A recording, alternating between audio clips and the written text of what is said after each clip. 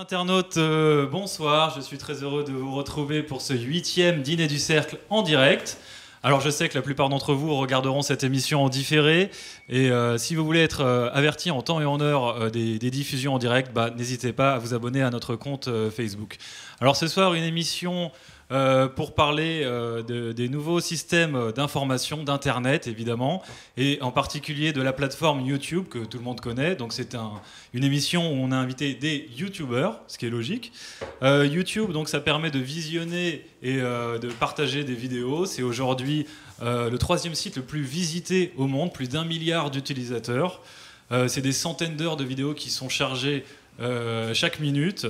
1 million de chaînes, dont environ 100 000 personnes qui arrivent à développer un chiffre d'affaires de plus de 100 000 euros par an, donc c'est quand même pas rien, il y a un vrai business model derrière.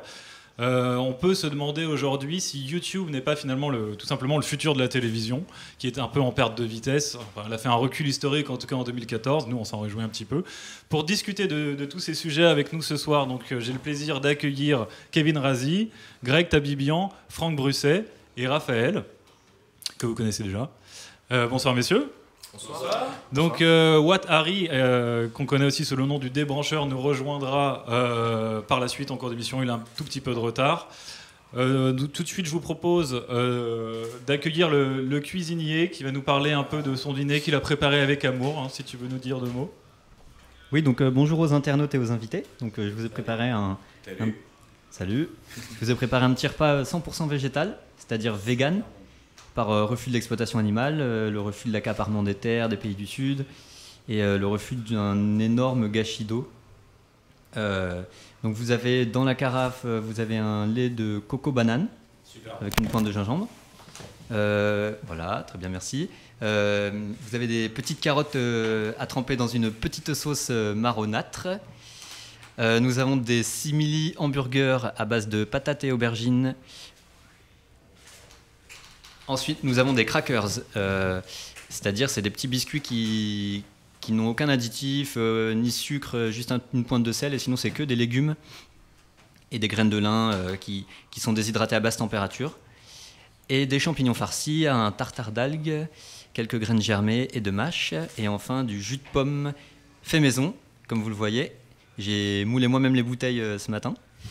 Il y a également cette préparation ? Oui, alors ça c'est le sucré, donc c'est des pommes avec une petite purée de noisettes cacao et kiwi.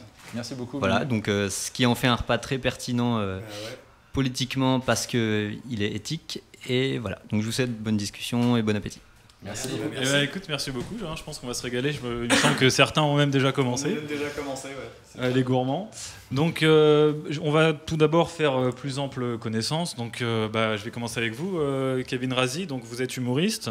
Vous avez commencé en 2007. Ouais, c'est ça. Sur RNT, qui était la web radio de D8, c'est ça ? De Direct 8. De Direct 8. Bolloré, ouais. Ah, d'accord. Vous étiez chroniqueur. Ouais, j'étais chroniqueur dans une émission qui s'appelait Les Engraineurs et j'ai commencé par... C'était ma première expérience un petit peu en tant qu'humoriste. Ok, et suite à ça, vous avez monté ensuite un premier spectacle en solo. Ouais. Alors qui s'appelait The Little Diarrhea of Kevin Razi. Non mais j'avais 20 ans, ça va. Alors on sort les dossiers ce soir, on est comme ça. Hein. Fallait que je me différencie, fallait que je me fasse remarquer. Non mais oui, c'était un nom. Je pensais que c'était drôle de faire un jeu de mots genre diary, diarrhée, voilà. Apparemment ça nous fait rire, donc c'est plutôt bon signe. Ouais. Ensuite en 2010 vous avez créé votre boîte de prod qui s'appelle Barney Gold. Ouais, ça. 2010 toujours, premier gros buzz sur YouTube.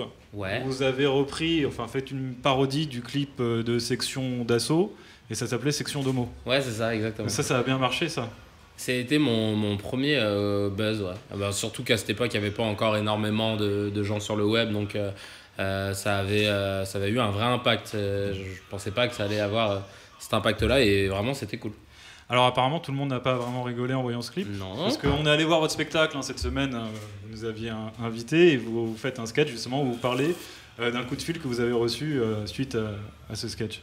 Exactement, un des membres de la section d'assaut qui n'a pas trop apprécié que je me moque d'eux et donc il m'a demandé si on pouvait se voir afin qu'il puisse me frapper. À Nation. Comment ? À Nation. À Nation. Et tu as accepté alors ? Je lui ai dit non, malheureusement, je peux pas. Parce que déjà, voilà, il veut me casser la gueule. En plus, il me demande de me déplacer, c'était pas cool. Au moins, tu fais la démarche, t'envoies un Uber, tu fais... Mais comme il n'y en avait pas à cette époque, bon, Ensuite, en 2012, donc, vous faites votre premier passage télé. Vous êtes passé, donc c'est des télémissions, on me demande qu'à en rire sur France 2, c'est ça Ouais, 27 passages. Et oui. Ouais.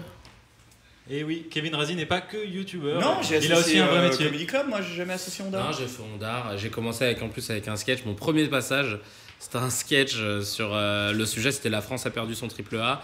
Et j'avais fait tous les pays en fait qui se parlaient dans une classe. Et on avait placé une vanne sur le conflit israélo-palestinien. Et vas-y, premier passage, on s'est dit ok, on va se faire démonter. Et au final, non, ça s'est bien passé.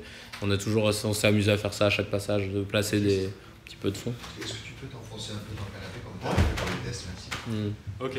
C'est du direct. Là, c'est du direct, bien sûr, les aléas. Et donc, oui, voilà, on ne demande qu'à rire. Et suite à ça, vous avez aussi intégré le Jamel Comedy Club. Ouais. Vous avez fait aussi des apparitions sur Canal+, des petites pastilles sur Canal, c'est ça? Ouais, c'est ça. Ouais, en fait, j'ai fait... la même année, en 2012, j'ai intégré le studio Bagel à la création du truc. Et 1 an et demi après, on s'est fait racheter par Canal et ils nous ont proposé justement de faire plein de trucs. Moi, j'avais fait pendant ce temps. Après, j'ai eu ma pastille, ma chronique sur le Before. Après, j'ai fait le dézapping. Et là, on fait le tour du bagel tous les jeudis. Donc, c'est la première fois qu'on a notre émission à notre nom. Et donc, voilà à peu près le parcours audiovisuel. Ok, et puis on pourrait finir en disant que vous êtes en ce moment à l'affiche au Théâtre de l'Apollo, donc c'est tous les jeudis, vendredis et samedis soirs à 20h, dans un one-man show qui s'appelle Mise à jour. Exactement. Et donc votre chaîne YouTube, elle s'appelle Kevin Razi by Barney Gold, et vous avez aujourd'hui 238 000 personnes qui vous suivent. Ouais, peut-être. Ouais. Qui regardent pas.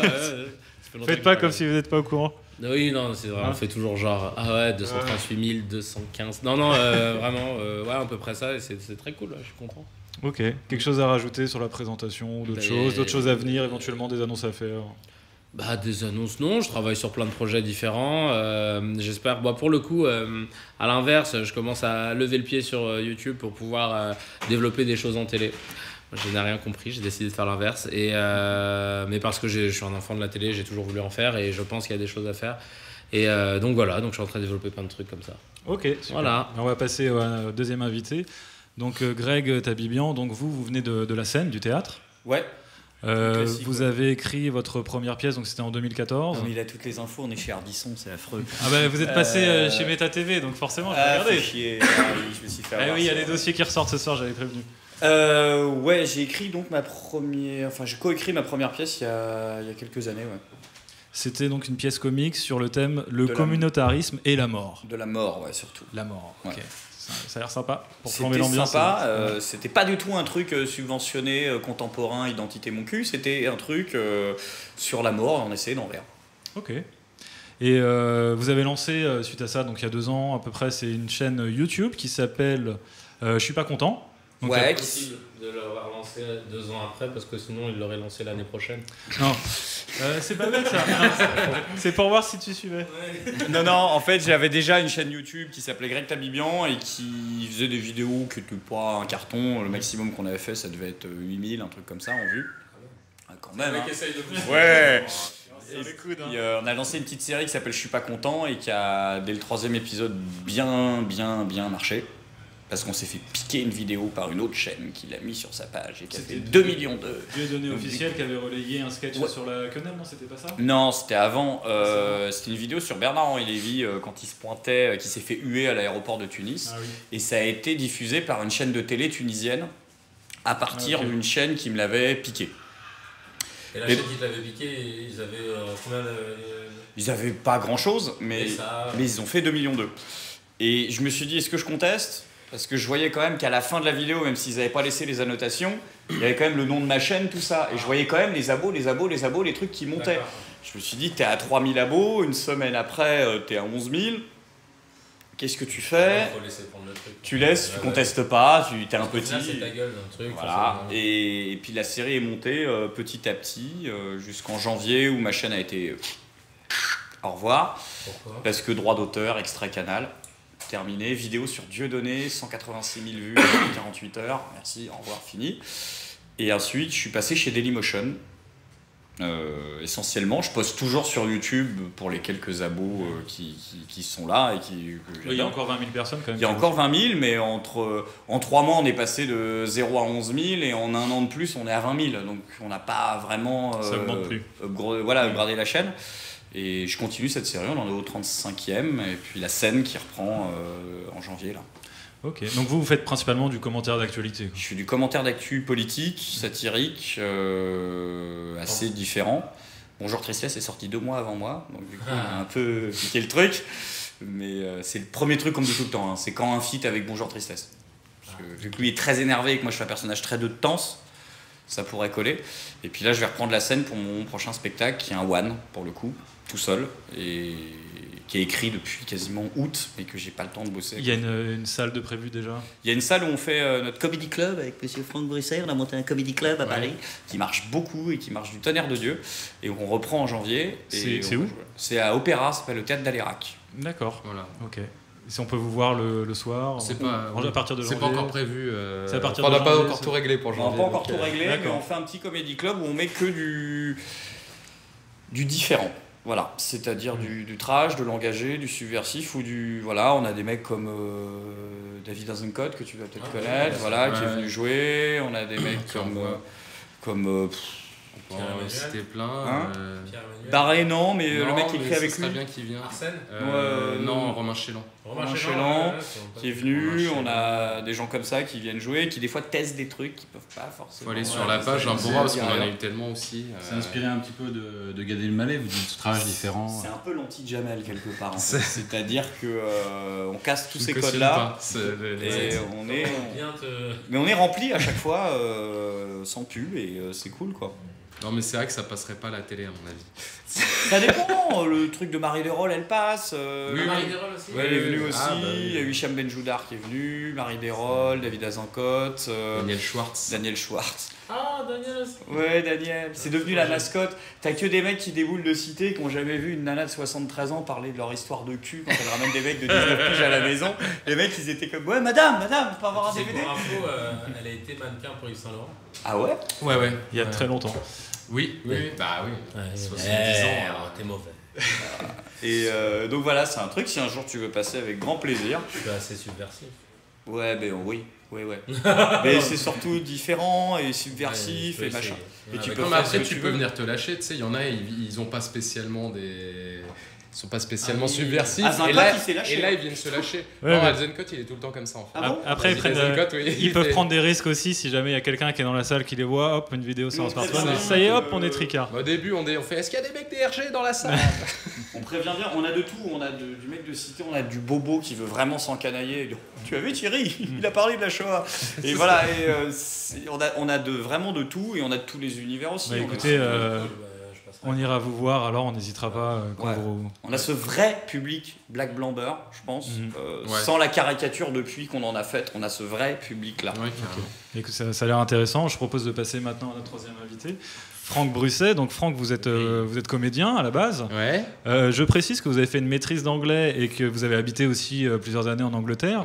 Non, plusieurs mois. Plusieurs mois Pas tout à fait, non. Parce que je dis ça pourquoi? Parce que vous avez la particularité de faire des vidéos en français mais aussi en anglais avec les sous-titrages qui vont bien à chaque fois.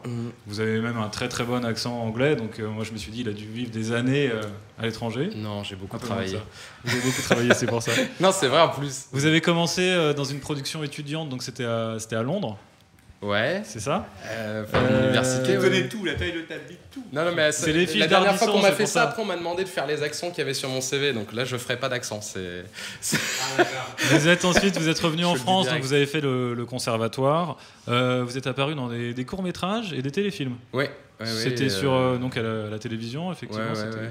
C'était quoi, des petits rôles Le dernier truc bien ouais, c'est des petits rôles. Des fois, souvent je suis coupé au montage d'ailleurs, hein, parce que c'est tellement petit. Non, mais c'est vrai. Faut savoir, les gens écrivent des scénarios. Moi je reçois le scénario, je sais déjà que je vais être coupé, quoi. Parce que je me dis, moi si j'avais écrit le scénario, à la première relecture, je le dégage le rôle. Donc, C'est pas très encourageant. relisez vos scénarios, les mecs. Je crois que le Donc message bon, est ça me passé. fait du boulot, moi. Mais le truc le plus gros dans lequel on a pu me voir, c'était. Ça a dû sortir en. Quoi? Non, rien. Ah, bravo. Ça devait être en 2011 que c'est passé à la télé. C'est un gros téléfilm sur la vie de Rabelais. Et apparemment, en plus de ma scène, il m'avait pas mal mis en insert un peu partout dans le téléfilm. Donc on me voit pas mal. Ok. Et vous avez fait aussi, vous étiez à l'affiche dans un one-man show. C'était Oui. Franck Brusset sans pitié, c'est ça? Voilà, c'est mon. Il y a eu one-man encore 2 dates. C'est encore actuellement, vous jouez encore? Pour le moment, là, j'ai pas de date de prévu, mais il va y en avoir l'année prochaine. Je vais le tourner jusqu'à je dirais, mi-2017. Puis je veux passer au suivant, là, pour faire des choses... Pour le moment, c'est un peu généraliste encore. C'est de l'humour souvent trash, mais pas aussi politique encore que les vidéos que je fais sur YouTube. Pas aussi engagé, donc j'aimerais... passer à autre chose pour faire quelque chose qui me ressemble un peu plus. Voilà. D'accord. Enfin, là où j'en suis en tout cas en ce moment. Okay. Donc sur YouTube, on précise que votre chaîne s'appelle Terrain Trash. Elle s'appelle Franck Brusset, mais la série de vidéos que je fais le plus souvent s'appelle Terrain Trash. Terrain Trash, voilà. Donc, parce que j'avais commencé en anglais. Vous avez, et puis en fait ça marchait pas. Donc... vous êtes rabattu sur le français, c'est ça? Ouais, je pensais toucher plus de monde en anglais, mais au final, il faut avoir les réseaux et tout aussi, un peu pour démarrer. Si tu fais les blagues sur la ligne Morano, tu peux les faire en Non, anglais. Ouais, mais c'est sûr que ça marche moins bien. J'avais commencé sur le Ice Bucket Challenge, donc c'est censé toucher plus de monde, quoi. Ouais, bah ça fait moins de 1000 vues au départ, maintenant elle doit en faire plus, mais... Donc vous avez 2500 fans sur YouTube, 46 vidéos, et vous traitez donc beaucoup de sujets d'actualité. Ouais, c'est ça, comme ça. Alors 46 vidéos, il doit compter des vidéos qui sont cachées, hein, donc...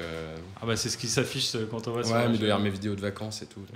Il y a peut-être des dossiers encore à aller fouiller là pour les internautes. Non, mais ouais, puis des vidéos qui ont été bloquées parce que j'étais avec un pote et puis il a mis de la musique qui était copyrightée. Et non, il doit y en avoir... En fait, il doit y en avoir un peu moins de 40, plus une trentaine. Ok. Bah, j'invite les internautes à aller découvrir ça donc, sur votre chaîne. On me fait signe, on me dit dans l'oreillette que le 4e invité serait arrivé. Est-ce vrai? Est-ce qu'on peut accueillir le 4e invité? S'il vous plaît. J'en profite pour te demander si tu peux nous amener la bouteille, parce que je sais pas ce qu'ils boivent au Comedy Club, mais ils ne doivent pas boire que de l'eau. Le 4e invité est arrivé? Ici aussi, on se fait souvent phaser par les youtubeurs, On peut en parler par les internautes. Oui, il est arrivé, mais on sait pas trop. Bah, allez-y, prenez de la le temps, Gaffelière. Resservez-vous, grignotez un peu. J'aime beaucoup le Bordeaux. C'est mon appellation préférée, enfin mes appellations préférées, tous les vins de la région de Bordeaux. Aubergine, la sauce, non? Oui, c'est ce que j'avais demandé, la sauce elle est à quoi? Il y a un truc d'aubergine. Oui, l'aubergine, je crois, d'après ce qu'il avait dit tout à l'heure. Donc on me fait signe qu'il sera là dans 2 petites minutes. D'accord. Alors est-ce qu'on a le droit de le voir à l'antenne? Parce qu'en général on ne voit jamais sa gueule sur les vidéos. Ah bah là on va voir comment il veut apparaître. Peut-être qu'il sera masqué, peut-être on ne sait pas. Non, je crois que c'est l'intermédiaire. Genre, comme ça, ouais. Lui m'avait expliqué pourquoi. C'est pas con comme L'intermédiaire du débrancheur. C'est pas le débrancheur qui est un personnage complètement secret, c'est son porte-parole, c'est ça? Son ami, son porte-parole. Bon bah on va voir ça tout de suite, 2 petites minutes. C'est Anonymous. Il veut pas le côté fan, il veut le côté le propos. Ça se tient. Dans ces cas-là, tu te filmes même pas, quoi. On va un pouvoir... avatar en 3D. On va peut-être que lancer la... Oui, et puis tu fais une vidéo par an. C'est ça. Mais non, un truc qui parle, qui fait toujours la même Une chose. chaussette. Ah, des chaussettes! Ouais, c'est chaussettes, génial. oh là là. Ah non, c'est fait. Je voulais faire ça, un truc hyper trash pour enfants avec des chaussettes. Faut que je le fasse un jour. Bah ah bah il est là. Il est là. On va Oh peut-être putain, il a même mis l'accueillir. les lunettes là. Il nous a fait une 50 Cent. Ou Maître Gims. Ouais, j'ai un peu. Maître Gims qui est un personnage que tu aimes bien taquiner. On va jouer au poker. Il est là, il y en a qui Maître Gims. Ah ouais il est là. Maître Gims justement. C'est bon là, Ouais, tu peux. Il a ramené son kebab. Désolé pour le retard. Ça va? On se décale comme on fait. Ça va? Et voilà, c'est ça, c'est du direct, hein, on peut rien couper, donc vous avez tout. Salut, La Kevin. forme, tranquille. Bon, je suis retardataire, donc je t'ai ramené un petit t-shirt. super. Ça fait pour les... Ça veut dire que quand t'es parti chez toi, tu savais que tu seras en retard. Oui, je savais, j'avais prévu un petit peu. Tu as ramené des stratèges aussi? Même pas. Non, même pas. Je repasse. Pour la prochaine fois? Ouais. Donc il y a ça pour toi, et pour Super. celui qui a filmé la conf. Ok, nickel. Ok, c'est bon. Super, merci beaucoup. On le sait, tu parles des chiffres. Ouais, mais il y a que ça.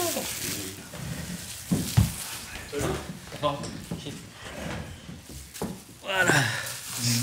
plaît de te voir, ça fait longtemps. Ouais, ça fait. Parfait. Ah bah il est venu avec des petits cadeaux en plus, c'est très Comme sympa. McDo, je crois. Si on voit ça à la On caméra. montre aussi le petit signe derrière, le petit colibri. Le petit colibri derrière Parce aussi. que le nom de son album, c'est Pilule Rouge, Pilule Bleue. Je me suis dit comment il va faire pour pas qu'on le reconnaisse et t'as pris les lunettes. Et c'est pas con.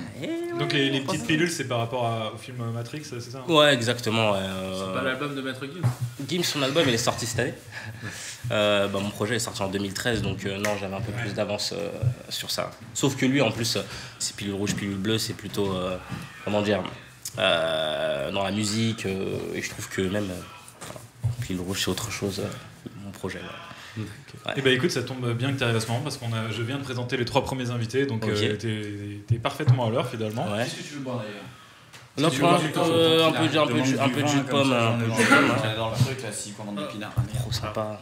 Donc J'arrête de descendre. pour te présenter rapidement, je peux rappeler, je vais repartir un peu loin entre guillemets.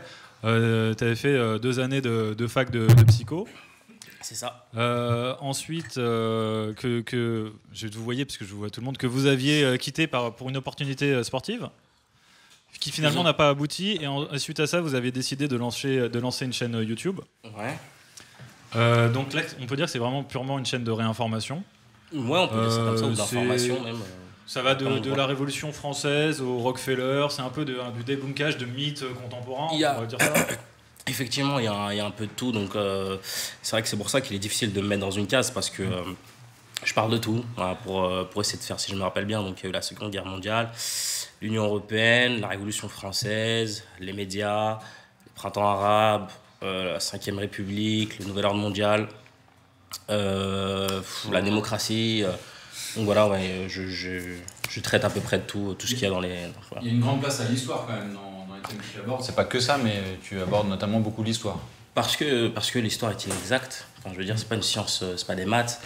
Et donc voilà, quand je tombe sur des leçons, je me dis, bah, tiens, c'est vrai qu'on parle de tel événement et c'est vrai qu'on a peut-être oublié de zapper tel événement. Et puis voilà. Et c'est quoi la QQF alors, pour ceux qui ne connaissent pas? La QQF, c'est ce que j'appelle la question qui fâche, le diminutif, voilà. Et voilà, c'est une question où moi j'estime qu'il n'est pas forcément évident de répondre, notamment pour un professeur, parce que c'est pas forcément dans son programme, et donc du coup voilà, c'est une question qui appelle à amener le débat. Donc voilà, c'est plus ou moins ça. Est-ce que je peux me permettre de non, de dire un message à travers la caméra là? Oui, alors il y en a 3, celle du direct, on ne peut pas savoir laquelle c'est, on va dire celle du milieu. 5, 6, Celle-ci il y en a quand même. Ouais, Hein. celle du milieu. Alors, comme on est en direct, il ne faut pas que ce soit un message qui nous envoie en prison. Hein. Non, du tout. Les yeux dans les yeux. armes, c'est la révolution. Je vais faire un gros big up à Alain Soral qui me regarde. Alain, merci beaucoup. C'est génial, on te kiffe. Merci, au revoir. Donc en fait, disons que j'ai reçu par le biais d'un message, j'ai reçu en fait un courrier d'une personne qui est soupçonnée d'être le débrancheur dans une structure. Et voici comment le boss de cette structure a pris une certaine décision. Donc voilà, j'ai photocopié le truc, j'ai scanné, j'ai photocopié le truc. Donc C'est pas toi en fait, il a pris un de ses employés. je dis juste qu'il est soupçonné d'être moi. Voilà, donc il y a marqué dans cette lettre de la part du boss de cette structure que vous avez une activité militante sur Internet, chaîne YouTube Restez débranchés, par laquelle vous dénigrez l'éducation nationale, les professeurs et les programmes scolaires qui prônent une version inexacte et partielle des faits historiques, des thèmes comme le statut de la femme, la Seconde Guerre mondiale, la théorie du complot, les francs-maçons. 3 petits points sont notamment abordés. Les pipes ont eu connaissance de l'existence de vos activités et un certain nombre d'entre eux les fréquentent. Les pipes d'histoire-géographie en sont un peu plus chaque jour témoins dans leurs cours. Cette situation pose problème, étant assistant pipe, rémunéré par le ministère de pipe, et votre activité militante ayant retentissement dans pipe, apparaît donc... apparaît J'ai donc... marqué juif à chaque fois. Je vous dis, comme ça au moins c'est clair. apparaît donc incompatible avec l'intérêt du service. En conséquence, je vous informe que je prononce à votre encontre une mesure de suspension qui prendra effet à notification de la présente lettre. Donc voilà. Comment il a fait pour le reconnaître alors? Non, ça devait probablement être un black avec une barbe. Donc par rapport à ça, moi le débrancheur, je vais répondre par rapport à ça. Donc Voilà, est-ce que vous me permettez de pouvoir répondre là? Allez, vas-y. C'est possible? Oh, 2-3 minutes. Non, déjà, premièrement, on dit que dans cette lettre, je dénigrerai l'éducation nationale. Qu'on me prenne une phrase, qu'elle soit isolée ou non, qui montre directement que l'éducation... Justement, sur ma fiche... Najat, quelle pute. Moi, personnellement... Que je dénigre l'éducation nationale. Déjà, premièrement, je complète plus ou moins l'histoire en toute modestie. C'est-à-dire qu'il y a des faits historiques et à ce moment-là, quand moi je présente mes épisodes, il n'y a pas forcément d'opinion. Je viens toujours avec au moins une dizaine de livres. Voilà, je viens avec une dizaine de livres, donc des faits qui sont vérifiables.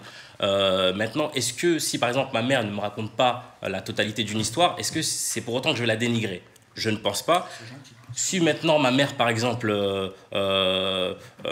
si par exemple je complète l'histoire de ma mère, par exemple, est-ce que c'est la dénigrer? Non. Maintenant, fallait que je réponde par rapport à ça.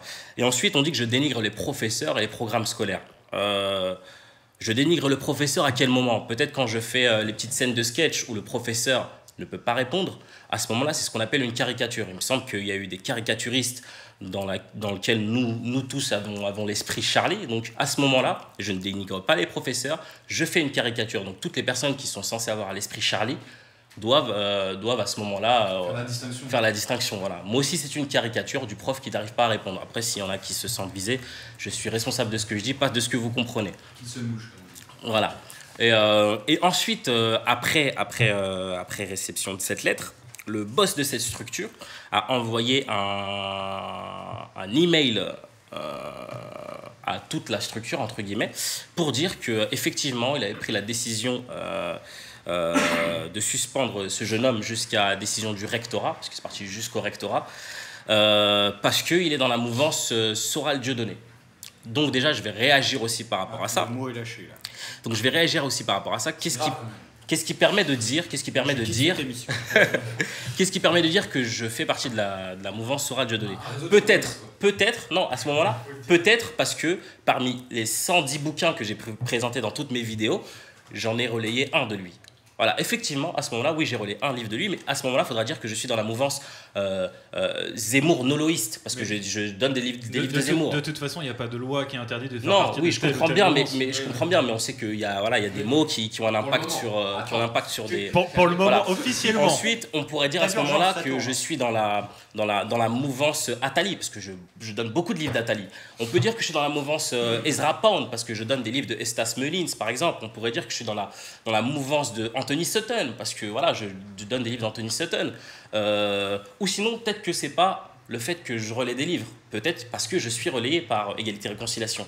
Mais à ce moment-là, je suis aussi relayé par le Cercle des Volontaires. Je suis aussi relayé par... tu nous mets dans la merde, par contre. Je suis aussi relayé par Meta TV, qu'on en dise ce qu'on en veut. Je suis aussi relayé par l'agence Infolibre. Je suis aussi bonjour d'ailleurs à relayé Meta par TV. Média Presse Info. Par Libération. Et maintenant... De la même manière, je dirais que des gens comme, je ne sais pas moi, on va dire Pierre Carl est relayé par ER alors qu'il n'a rien à voir avec ER. De toute façon, il n'y a pas de loi qui interdit d'être relayé par un tel, par un tel, ou d'être c'est proche vraiment d'un tel ou d'un tel. c'est quoi. vraiment Je veux pour dire, on est préciser les purement choses. dans des procès d'intention. Dans ce cas-là, qu'on dise les amalgames, etc. Dans ce cas-là, qu'on dise que je suis dans tous ces mouvances-là. Mais à ce moment-là, peut-être que le fait que vous soyez, ou les personnes que je viens de citer sont des médias indépendants, peut-être que ça pose problème. Donc à ce moment-là, pour la gouverne du boss de cette structure, il faut savoir que France 2 est venu à ma porte et m'a accordé plus de 5 heures d'interview.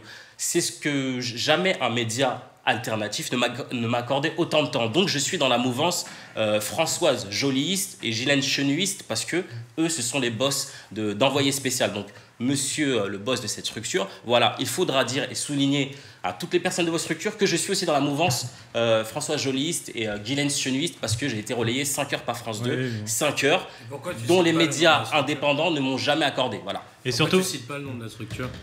parce que il est préférable pour cette personne et pour tout le monde. Mais que les gens sachent comment ça se passe. Les gens du coup, le boss comprendra que c'est pas la personne en question. Le boss, je pense Mais qu'il juste regarde. pour rebondir vraiment en 2 secondes sur ce que tu as dit, effectivement, tous ces médias nous disent oui, mais il y a un tel, machin, tu as fait une vidéo avec un tel.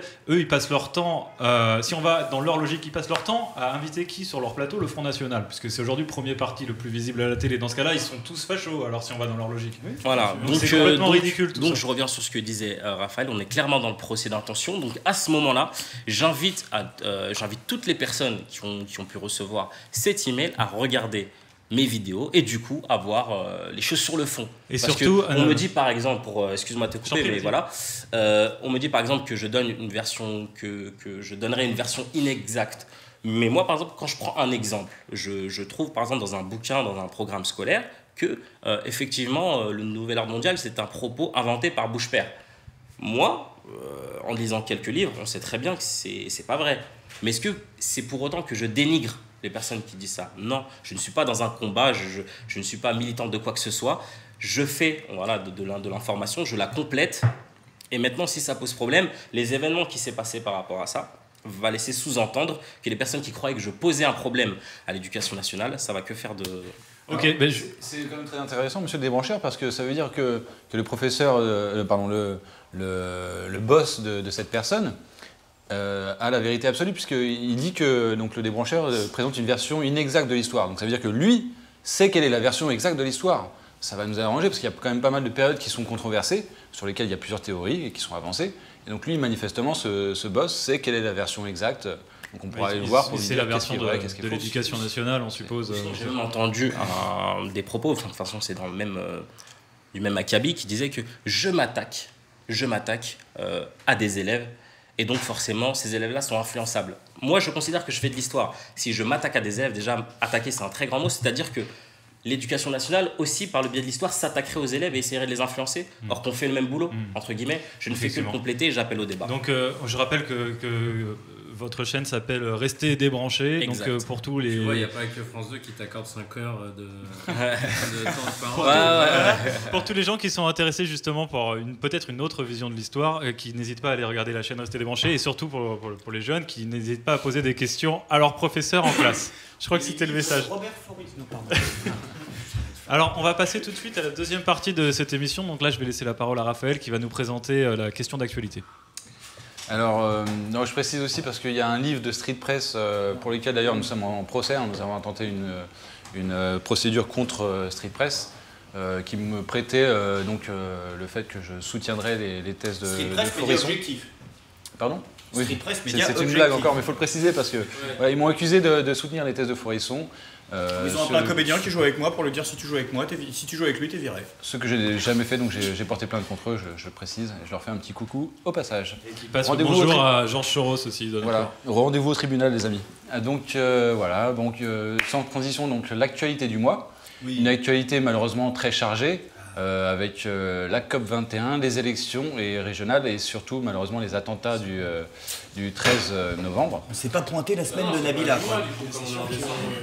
Et c'est du mois écoulé, donc voilà. Mais bientôt l'émission sera hebdomadaire, donc ce sera l'actualité de la semaine. On a travaillé beaucoup, on s'est mis à 10. Donc l'activité du mois, on a choisi, on va pas parler de tout parce qu'on n'a pas le temps. Donc on va parler uniquement des attentats, le truc le plus relou. Trop bien. Trop bien. Le sujet le plus léger. Et surtout de l'état d'urgence qui s'en est suivi, puisqu'on ne va pas faire un cours de géopolitique ou une enquête sur les théories du complot, mais plutôt peut-être parler ensemble, si ça vous le dit, de l'état d'urgence qui a été mis en place et qui est quand même, pour des gens comme nous qui essayons de s'exprimer, notamment sur des sujets sensibles et difficiles, voilà, c'est peut-être un sujet d'inquiétude. Alors, on a vu pas mal de perquisitions dans tous les sens, certaines même un peu choquantes. Alors, tu avais parlé dans un de tes sketchs de l'aveugle qui a été... Je me retiens en permanence d'en parler. Ah bah vas-y, lâche-toi. Non, mais Lâche-toi. c'est aberrant en fait.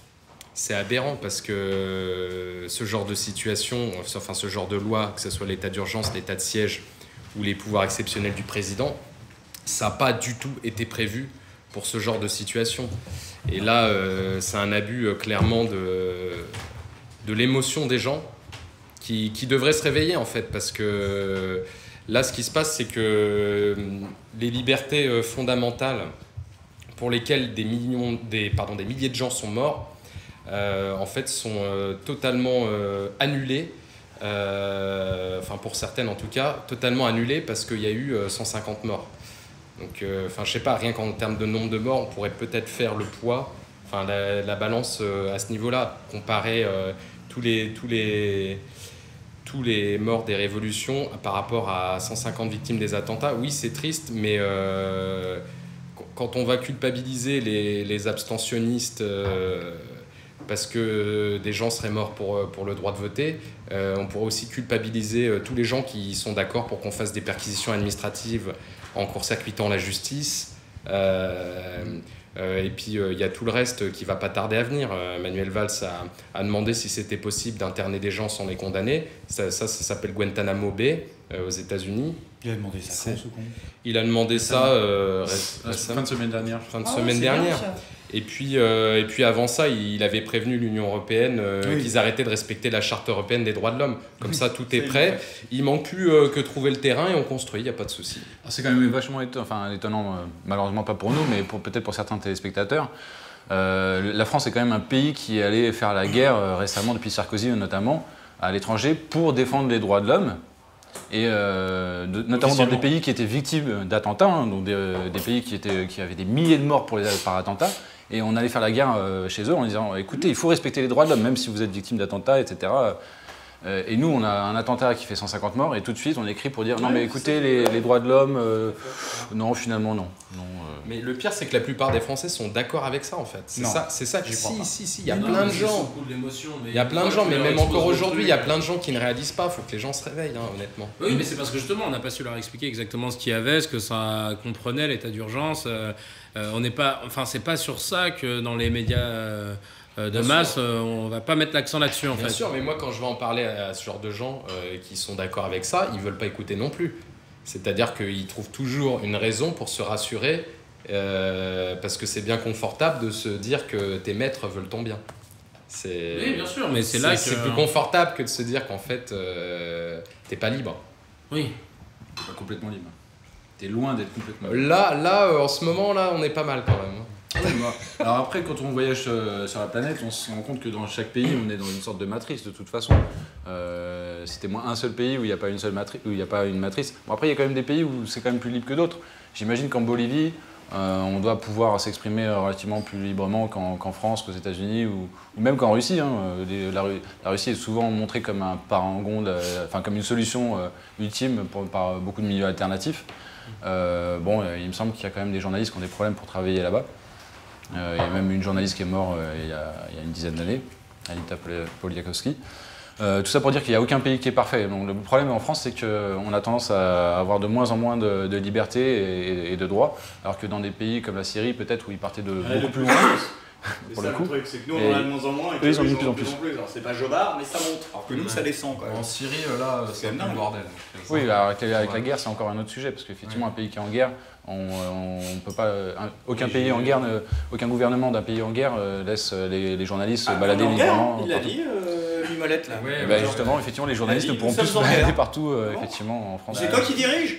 Faut arrêter de croire qu'on est en guerre aussi, voilà, ça fait partie des... Alors, il y a eu un cas de figure, ça ne concernait pas le terrorisme, ça concernait, je crois, une opération de militantisme.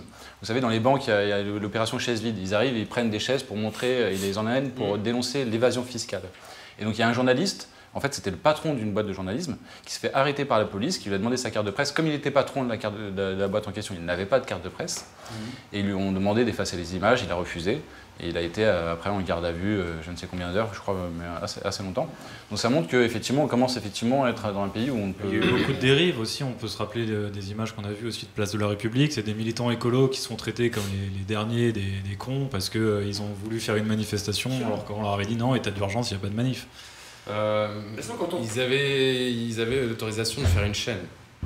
La préfecture leur avait donné l'autorisation de faire une chaîne et à ma connaissance, ces quartiers n'étaient pas les quartiers où il était interdit de manifester. Mais oui, mais c'est dangereux, le militant écologiste, c'est dangereux. Donc, déjà, ils en avaient assigné un certain nombre à résidence. Oui, un cracheur préventivement. Si tu sers de trio de punk à chien, tu perds un tympan, un mollet, tu te fais cramer. Il faut faire gaffe quand même. Clairement ce qui s'était passé, quoi. C'est-à-dire que ils ont parqué les gens, ils les ont empêchés de sortir. les gens voulaient pas sortir individuellement parce qu'ils voyaient qu'ils se faisaient arrêter, prendre leur identité. Et du coup, après, ils ont lancé l'assaut qu'il n'y avait pas de raison, à mon avis. Alors Greg, sur la stigmatisation dont les musulmans et les arabes sont d'autant plus victimes... C'est le sujet le plus léger, comme ça on est bien. Vas-y. Bah, la stigmatisation comme surreprésentant des musulmans. Il est où le pinard d'ailleurs T'es plutôt représentant de ceux qui sont pas contents. Moi je suis représentant de... je sais pas, je suis représentant du français moyen du bistrot moi. J'ai fait 8 ans de bistrot avant de faire ce métier de comédien et je pense que ça m'a bien aidé. Et d'ailleurs dans le prochain spectacle, je pense comme Coluche que si je devais mettre le nom de tous les gens que j'ai pompés sur... Enfin, pas sens télé, hein, sur l'affiche, il n'y aura plus de place pour mon nom. Ouais. C'est les clients de bar sont des usines à te sortir des trucs à 2h du mat. T'as vraiment dit ça? T'es sérieux? Non, mais je la note. Bah si, parce que ce que tu viens de dire, c'est très bon.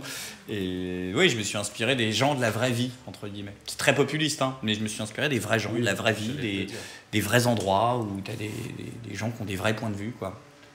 Alors moi, je suis rentré de Syrie, j'ai acheté un manteau là-bas avec aux couleurs de la Syrie, avec le drapeau et machin, parce que... Parce que t'aimes Bachar, t'as le droit. Parce que voilà, exactement, je vote Bachar. Je plaisante, c'était plus en soutien au peuple palestinien, parce que j'ai rencontré des... Ouais, c'est un petit peu long à expliquer, des volontaires, des bénévoles qui sont engagés dans des associations humanitaires là-bas et qui portent ce blouson. Ouais. Et bref, ici, quand je suis revenu, on m'a dit mais t'es fou de porter ça dans les rues, mais tu vas recevoir un coup de couteau. Et écoutez, je pense qu'il y a bien plus dangereux que de porter un drapeau syrien que personne ne connaît dans les rues. Je pense que sortir avec une tête d'arabe ou un look un peu vaguement musulman, c'est aujourd'hui plus dangereux malheureusement que... J'en sais rien, c'est très compliqué en fait. C'est quoi la question? Où tu veux venir par rapport à la question? Est-ce qu'il faut... Est-ce que vous avez constaté, est-ce que vous êtes inquiet d'une montée de l'islamophobie, pour sortir un terme que tout le monde... Oui. Voilà. Oui, voilà, oui. Oui, je suis inquiet parce qu'on va ratonner des musulmans pour rien, comme on va ratonner des juifs pour rien, comme on va ratonner des êtres humains pour rien, et que... Oui, il y a un sentiment anti-musulman, mais qui n'est que le prolongement de ce qui se faisait avant. Hein. Je suis pas persuadé que ça fait que depuis une semaine que les politiques nous expliquent que l'islam c'est de la merde. Hein. Ça fait quand même un bon bout de temps quand même que ça dure cette histoire. À part si l'autre, il est rigolo, il fait des émissions, il a une main dans la poche, c'est marrant parce que voilà. Mais dans l'absolu, si le musulman, c'est le bouc émissaire quoi. Faut revenir sur Girard, sur tout ça. Oui, c'est la victime facile. Après, attention, je ne nie pas que certains musulmans ont une attitude très ambiguë, parfois, par rapport à certaines choses, et à force de s'être fait matraquer la gueule pendant des années, ont parfois une attitude, comment on dirait, des proches hostiles face à l'occupant. Mais non, mais sont parfois en train de pas forcément toujours se désolidariser. Entre le « je suis Charlie » et le « je réfléchis avec mon cerveau », t'as aussi une ère où tu peux juger, tu vois. Et que... fais un amalgame là. Mais je fais un amalgame. Je n'ai rien contre les enculeurs de dromadaires. Mais non, mais plus sérieusement, je me fous de l'islam. C'est pas plus violent que la Torah ou que quoi que ce soit. Je dis que oui, j'ai des amis musulmans qui me disent qu'en ce moment dans les mosquées ça perquisitionne taré, hein. Et que lui dans sa mosquée, je sais plus où c'était, dans quelle ville, je vais pas dire mais ça devait être du côté du 9-3 tout ça. L'imam est sorti avec les clés, ils ont dit non, c'est une urgence, on doit défoncer la porte. J'ai les clés, elles sont là, les clés. Oui, mais on défonce. J'ai les clés, connard. Et les mecs, ils ont fait 3 coups de bélier pour démonter le truc, ils sont rentrés avec les machins. J'avais les clés, et ils ont démonté toutes les portes de la mosquée.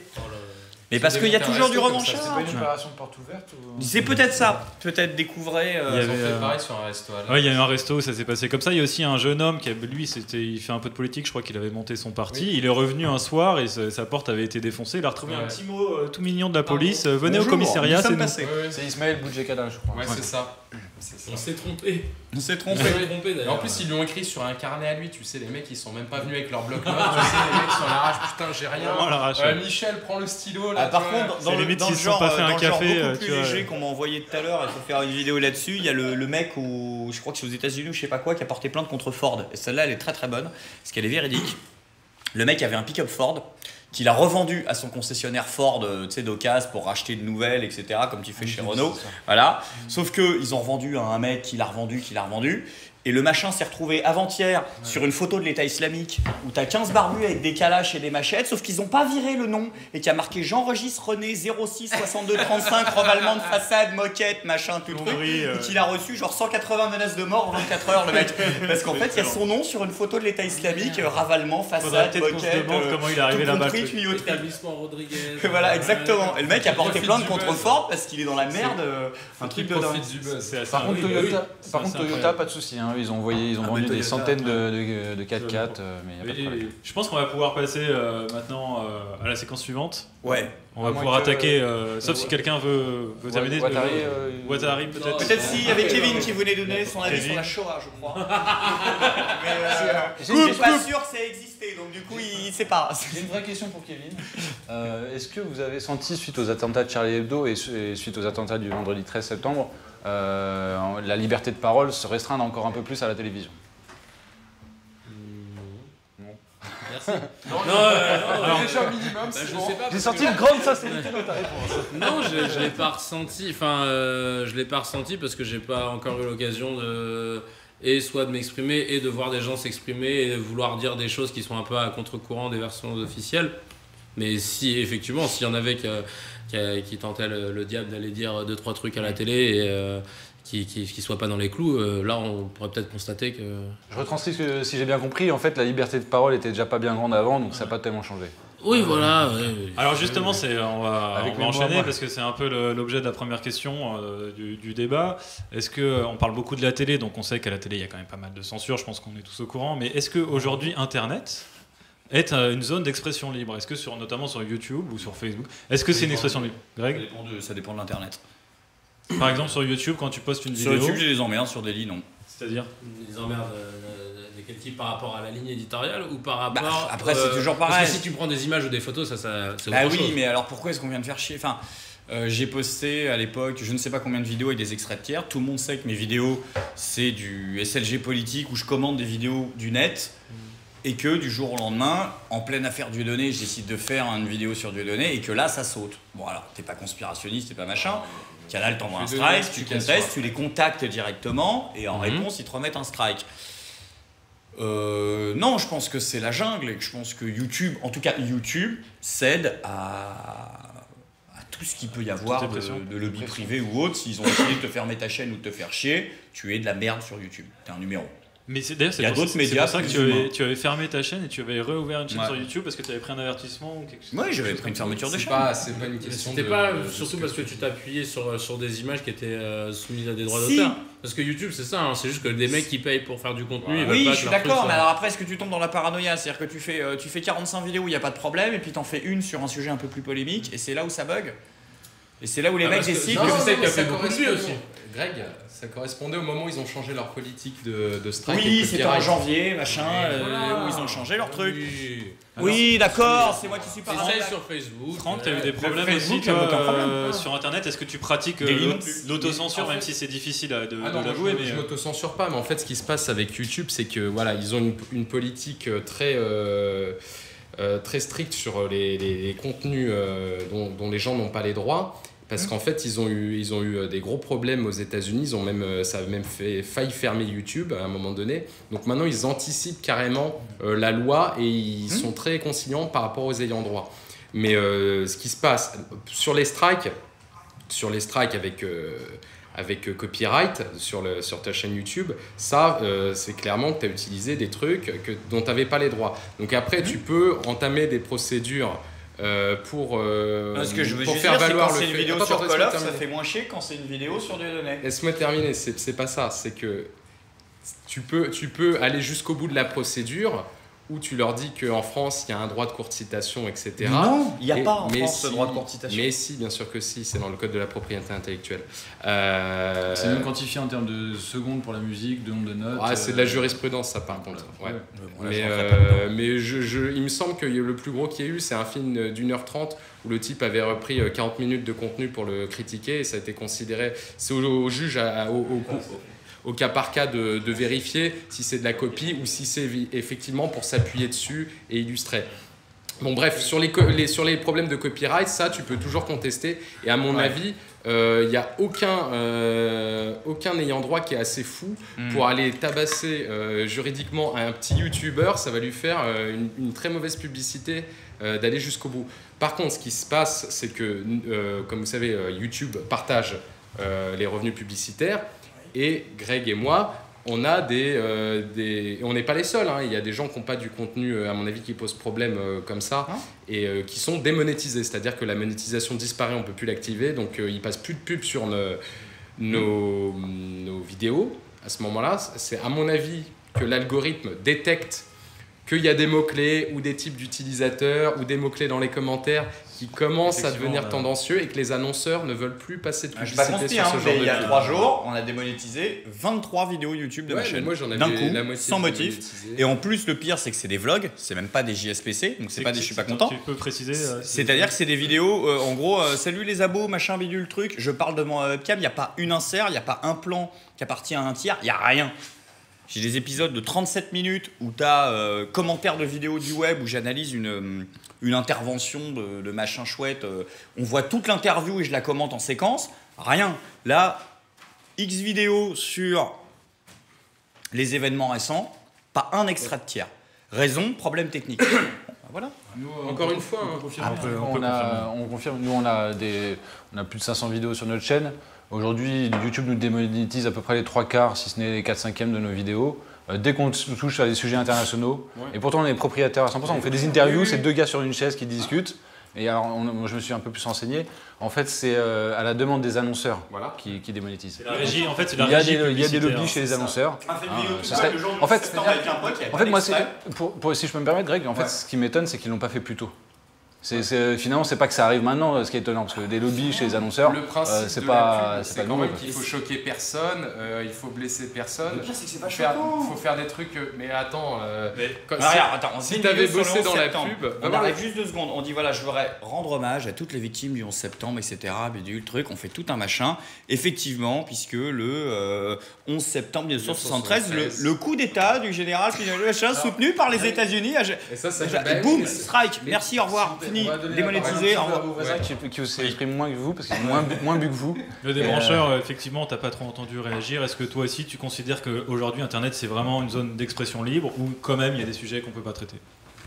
Moi, je parle pour mon expérience, j'ai pas eu de soucis à ce niveau. Mais peut-être parce que je ne monétise pas mes vidéos, tout simplement. D'accord, ok. Voilà, donc je pense que si je monétisais mes vidéos, on m'aurait striké depuis longtemps.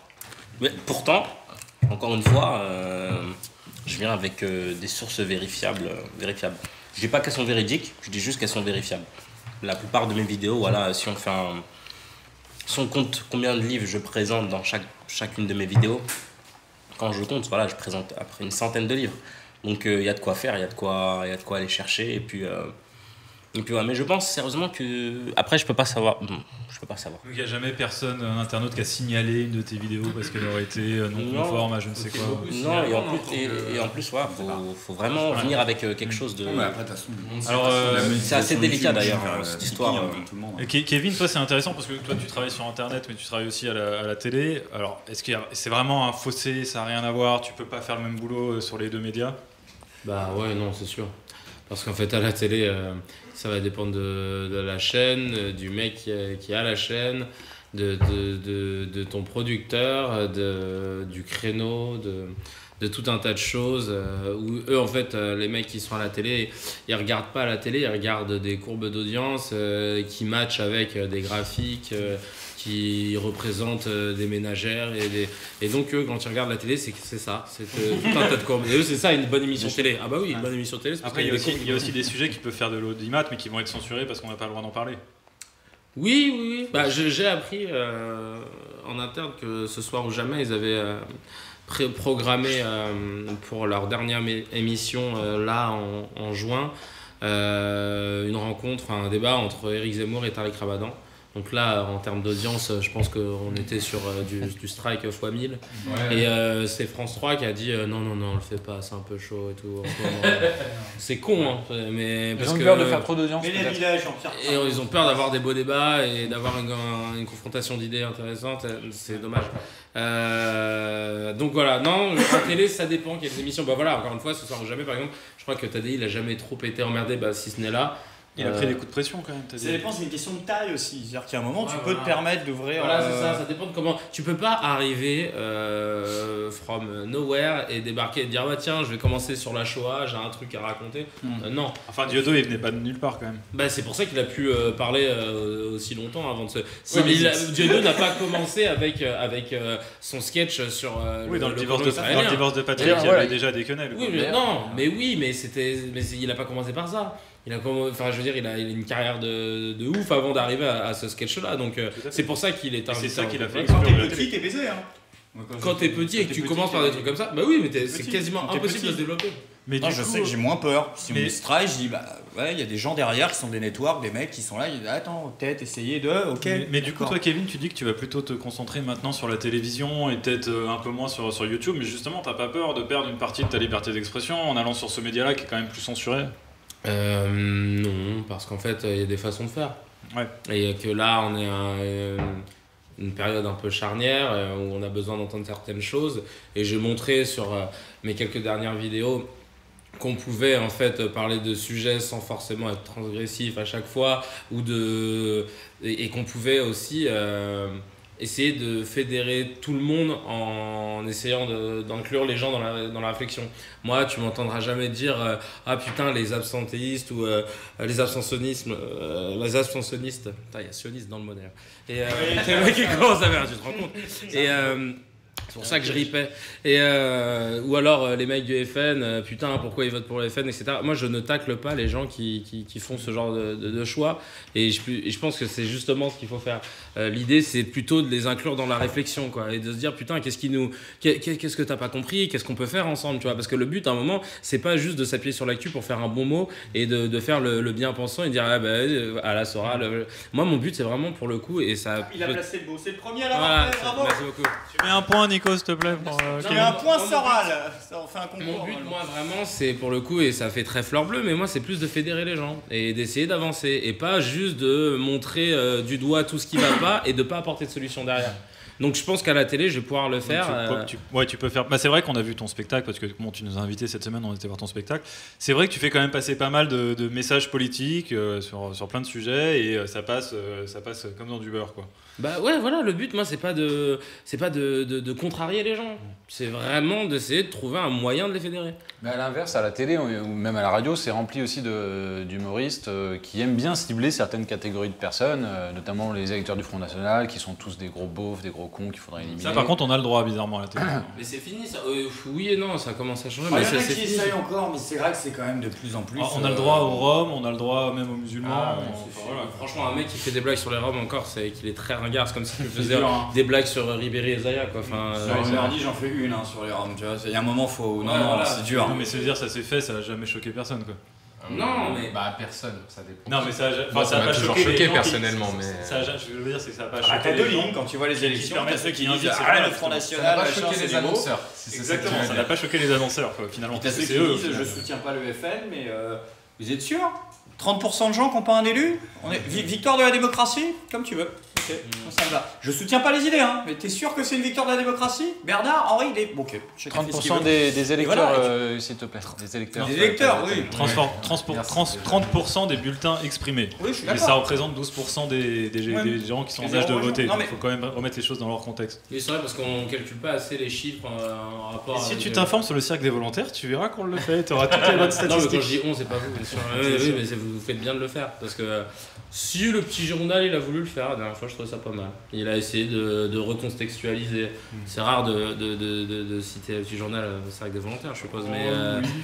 Mais C'est il une faut première, ramasser on va ça. dire. Ouais, ouais. Peut-être une Moi, première. c'est Il en faut. toutes les premières. Mais c'est Je bien. fais du Soral, Et assez éclectique en fait. Un deuxième bar. non, mais c'est non, mais je peux comprendre. Disons que ce qui est cool, je pense qu'on peut le faire en télé. On n'a peut-être pas bien réussi, mais ce soir ou jamais, c'est une bonne émission. Donc ça prouve que effectivement, il y a encore un moyen de faire. Et là, je suis en train de bosser à fond là-dessus, avec plein de gens compétents. Et je pense qu'on arrivera à faire quelque chose. Donc on verra bien. Quand tu disais que c'était la dernière de TDI, ça s'arrête là? Non, c'était pour la dernière émission de la saison scolaire, enfin tu vois. Alors juin puisqu'on parle de la télé, on a vu que pour la première fois en 2014, la télé avait reculé, c'était un recul historique, c'était moins quelques minutes, mais bon, c'est déjà un recul. On est quand même à 3h45 de télévision par jour par personne, donc c'est quand même assez énorme. Mais on voit que YouTube oui, par personne. On voit que YouTube se développe énormément parce que il me semble que tous les 6 mois, ils font 50% de plus de temps. C'est absolument énorme. Quand on considère la fraction de la population qui ne regarde pas du tout la télé, ça veut dire qu'il y en a qui regardent beaucoup plus que 3 heures. Il y en a qui dépassent les 3h45, c'est sûr. La question qu'on pourrait se poser, c'est finalement YouTube qui grignote des parts de marché, est-ce que ça va pas finir par devenir le média numéro 1 et que la télé finalement va un peu tomber en désuétude au bout de quelques années? Je crois pas. Non, Kevin? non, pas du tout. Et j'ai eu ce gros débat récemment. Et quand je fais des réunions avec justement, que ce soit des gars du digital ou avec le Bagel, etc., ils aiment pas trop l'entendre, mais je leur dis que. En fait, on a eu la même réflexion quand la radio est arrivée par rapport à la presse écrite, et puis ensuite après avec la télévision, est-ce que les gens vont arrêter d'écouter la radio, etc. Et on a à chaque fois le même schéma. C'est qu'au final, les médias se complètent. Et la télé reste le média le plus puissant qui génère le plus de personnes connectées en simultané. Et ça, c'est un fait. Et je finis là-dessus. Et YouTube, en fait, est en train de, à mon sens, se casser la gueule. Et c'est pour ça qu'aujourd'hui, ils font leur truc premium, etc., ou d'abonnement, un peu comme Netflix et compagnie. Ouais, voilà. Pourquoi? Parce qu'aujourd'hui, Facebook a décidé de couper le reach des vidéos YouTube, et c'était le premier partage, en fait. Et aujourd'hui, on en parlait avec Greg, on upload nos vidéos via Facebook, etc. Sur Facebook, on arrête des YouTube parce que. Voilà. Et YouTube, c'est devenu putain de sécurisé. Tu fais plus des vidéos comme ça. Ou moi, je pourrais pas faire mes vidéos sur. Enfin, si, je le mets sur YouTube, pour l'instant, j'ai pas de problème. Mais quand tu mets des extraits, des trucs comme ça, t'as plus. Pour le coup, Facebook, c'est la liberté. Pour l'instant, de pouvoir utiliser tout ce qu'on parle de rémunérer les créateurs. Comment? Facebook parle également de rémunérer les créateurs. Ils veulent le mettre ça en place. Ouais, mais moi, je suis pas chaud. Tu sais pourquoi? Parce que déjà, d'un coup, tu vas voir que le reach va baisser pour je ne sais quelle raison. Et au-delà de ça, tu vas voir que dès qu'on prend des extraits, dès qu'on prend des musiques, des conneries comme ça, sera fini. Et là, on sera exactement comme dans du YouTube. Alors, quand même, je voulais rebondir à ce que tu disais. Parce qu'on a longtemps entendu ça pour la musique, que jamais le MP3 tuerait le CD, que le CD, de toute façon, même s'il diminuerait, il resterait quand même significatif. Et l'année dernière, ou cette année, je ne sais plus, les ventes de MP3 aux États-Unis ont dépassé, en termes de chiffre d'affaires, en termes de volume, les ventes de disques. Donc c'est complété quelque part. Oui, ça s'est complété, mais il y a eu quand même le MP3 aujourd'hui est devant le disque. Sur 10 ans, ça a pris 10 ans. Voilà, et puis c'est parce qu'on a des smartphones, on a des. On a aussi toute une technologie de ouf qui s'est mis avec. Ce que je voulais juste préciser, c'est comme le débrancheur, on a été interviewé par France 2. Et je me suis rendu compte qu'ils étaient. Je vais revenir justement, dessus. c'est pour ça. Je voulais te faire rebondir. France Télévisions, en discutant avec une des cadreuses, ils sont quand même très très inquiets de l'influence d'Internet auprès des jeunes. Parce que c'est vrai que les jeunes aujourd'hui ne vont plus chercher l'information, évidemment pas dans les journaux, mais non plus à la télé. C'est-à-dire qu'ils s'informent massivement sur Internet, et notamment auprès de sites comme le nôtre. Et ça inquiète beaucoup l'intelligentsia et la télévision. Et donc, je te laisse rebondir là-dessus. Moi, je vais rebondir dessus déjà. Est-ce que toi, tu as eu des nouvelles de Paul? Alors, Paul, c'est journaliste. Non, mais... Oui, l'émission. D'ailleurs, Paul, on le salue ce soir. Salut Paul. Il regarde. Je sais qu'il regarde.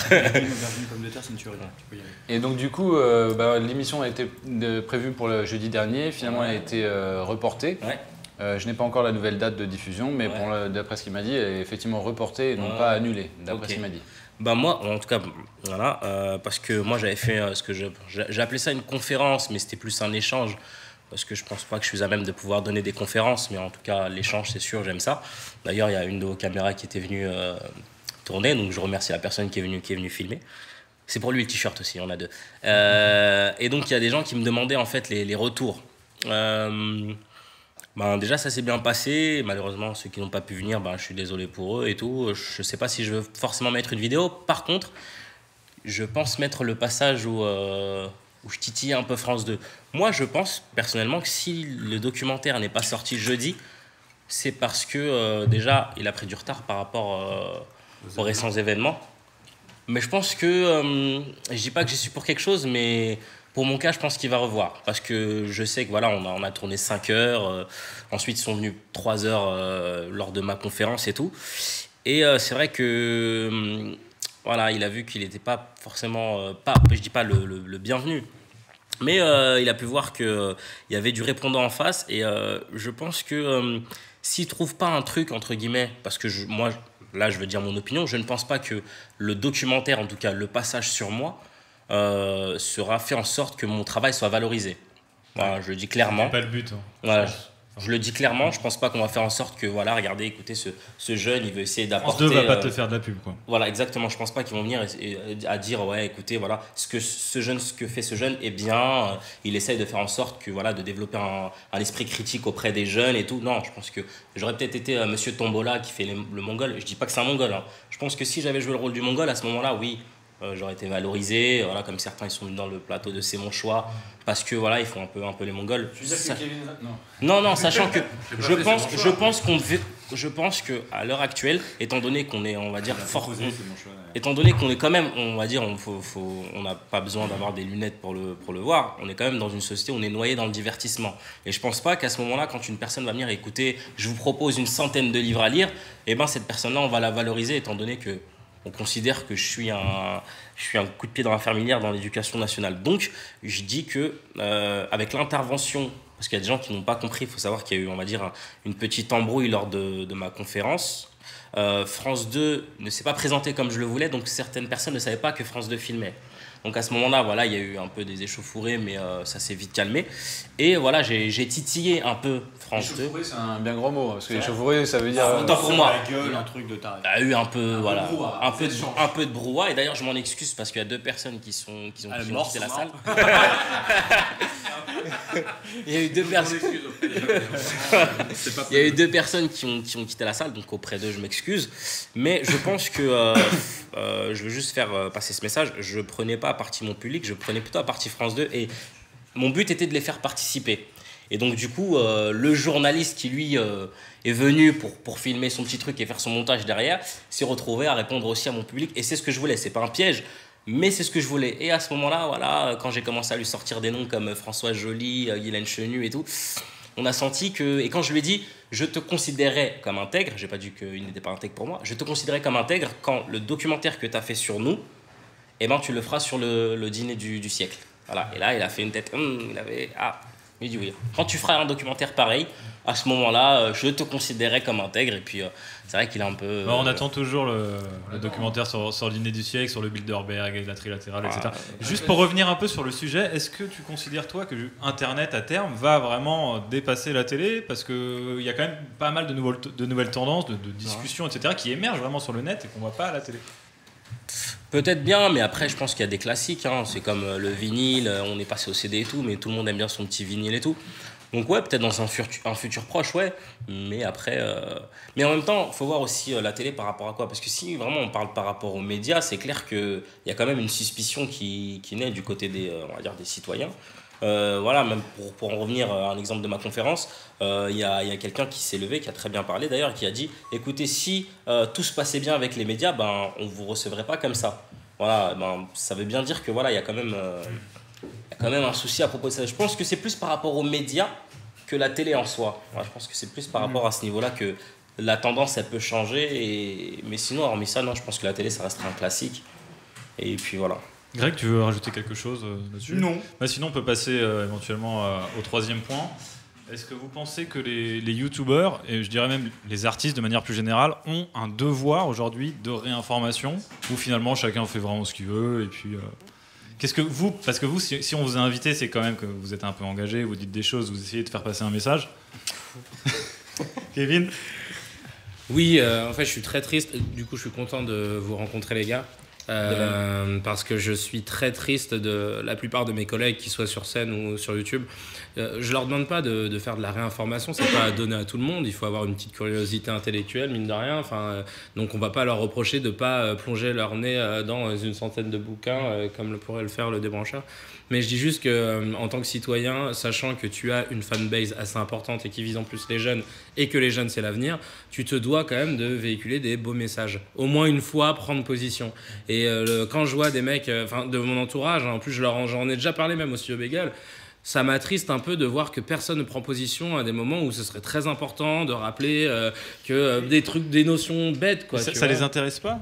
C'est ça ils ont peur, fond, en fait. ils ont plus par ça les peur. intéresse, mais ils ont peur. Mais je leur dis, mais peur de quoi? Donc ils ont peur de réinformer, peur, en fait, je pense qu'ils ont peur de dire des trucs trop sérieux et qu'ils préfèrent se cacher derrière des conneries parce que ils assument pas en fait cette mission. Ils ont peur de mal dire les choses ou je pense qu'ils ont peur d'être mal interprétés. Mais je veux dire, dès lors que tu dis juste que les gentils sont gentils et les méchants sont méchants, tu prends pas de risque, quoi. Moi, ça me fait rire quand j'entends mes collègues humoristes qui disent qu'ils veulent rester sur le web parce qu'ils ont leur liberté et qui font des sketchs sur le café ou sur les chemises. T'inquiète pas, tu peux aller en télé en prime time, t'auras aucun problème, frère. Hein. Et donc, c'est pour ça que du coup, je comprends pas et je trouve ça dommage et je me limite pas aux humoristes, aux gens de YouTube et tout simplement même les musiciens. Il y a plus aucun musicien. La dernière fois, je suis tombé sur une chanson, c'était Axel Red, Renaud. Non, c'était j'écoutais Nostalgie. Et c'était quand tu fais de la route parfois. Et c'était Manhattan Kaboul et je me dis putain, j'ai écouté la chanson et là du coup je l'ai réécoutée différemment. Tu vois, 14 ans après, tu te dis ah ouais, il y avait un petit fond quand même. Et ça, on ne l'a plus, tu vois. Ou des mecs comme Balavoine qui ont les couilles de. Non, il y a Kali qui dénonce, arrête. Lui pète un plomb, il est chiant et tout. Ouais, c'est bon. Donc du coup, tu sais même pas pourquoi il était vénère. Mais c'est juste qu'il veut jeter les trucs, quoi. Donc non, ça manque. Je suis d'accord avec toi, ça manque. Franck, tu voulais réagir aussi par rapport à ça? Au-delà des humoristes, des youtubeurs et tout, je pense que chacun a le devoir de se poser des questions et d'échanger avec les autres, quoi. Chacun, mais après, je suis d'accord avec toi qu'il y en a beaucoup qui ne parlent pas de sujets de fond et sans aller très loin, même dans l'analyse et dans le propos, qui ne parlent pas du tout de sujets de fond. Mais alors la question c'est est-ce qu'ils osent pas dire ce qu'ils pensent ou est-ce qu'ils n'ont pas la réflexion qui est derrière? Il y a deux cas. Je sais que j'ai un de mes potes, il n'est pas du tout touché dès lors que c'est engagé ou quoi que ce soit. Et même une fois, il m'avait envoyé un message, il m'a dit je suis trop content, t'as une de tes vidéos qui prend, mais ça me parle pas, mais je suis content pour toi, mais pour le coup, ça me parle vraiment pas. Il y a des gens qui sont vraiment pas touchés, et il y en a d'autres qui ont peur. Mais moi, je constate, les autres humoristes qui voient mes vidéos, à part des gens qui sont dans le même délire que moi, ne comprennent pas du tout ce que je fais. Et moi, c'est sur la façon dont je travaille, c'est sur le spectacle aussi. Moi, ce que j'aime bien faire, c'est, tu vois, j'ai mon point de vue avec ce que je sais et tout, et puis il y a le public qui vient, il a ce qu'il sait aussi également, tous ses préjugés, etc., sur des sujets sur lesquels il n'a pas vraiment réfléchi forcément, mais tous les médias lui ont plaqué une image, et moi, j'essaie de ramener les gens vers ce que je pense et ce que je sais, quoi. Et il y a plein d'humoristes, je trouve, qui au contraire capitalisent sur ce que les gens ne savent pas ou n'ont pas compris, pour faire des blagues sur on n'a pas compris ensemble, alors on se fout de la gueule d'un sujet qu'on n'a pas compris. Donc on tape sur les victimes, on fait des blagues sur une incompréhension en racontant des choses fausses. Voilà, et moi j'essaie de faire l'inverse. Je pense que le subversif vaut mieux ne pas le faire qu'essayer de le faire mal. Je supporte pas cette obligation de faire forcément de l'engager. Moi, un des meilleurs mecs qu'on a en France, c'est le joueur du grenier. Je suis fan de ce qu'il fait. Ses vidéos me font mourir de rire. C'est pas engagé une seule fois. Il y en a qui essayent et qui le font mal. SLG, il fait des trucs qui sont pas toujours très engagés. C'est un temps, il a essayé. Je suis pas forcément fan, mais il y a des gens comme Chris, Minute Papillon, qui vont faire des trucs plus. T'es pas obligé. Surtout le fais pas si c'est pour le nombre de collègues. Je vais pas dire les noms, mais quand il y a eu le FN premier tour, etc. qui ont ressorti des vannes que je pense, même à l'époque de Bedos Père, elles étaient ringards. Sur le FN, les nazis, il a du sang sur sa bagnole, il a du sang juif, oui, sur le capot de sa voiture. Ouais. Non, c'est bon. C'est vraiment l'engagement qui mange pas de pain, qui va vraiment dans le sens de l'idéologie dominante. Tu peux pas le faire, mais dans les deux sens.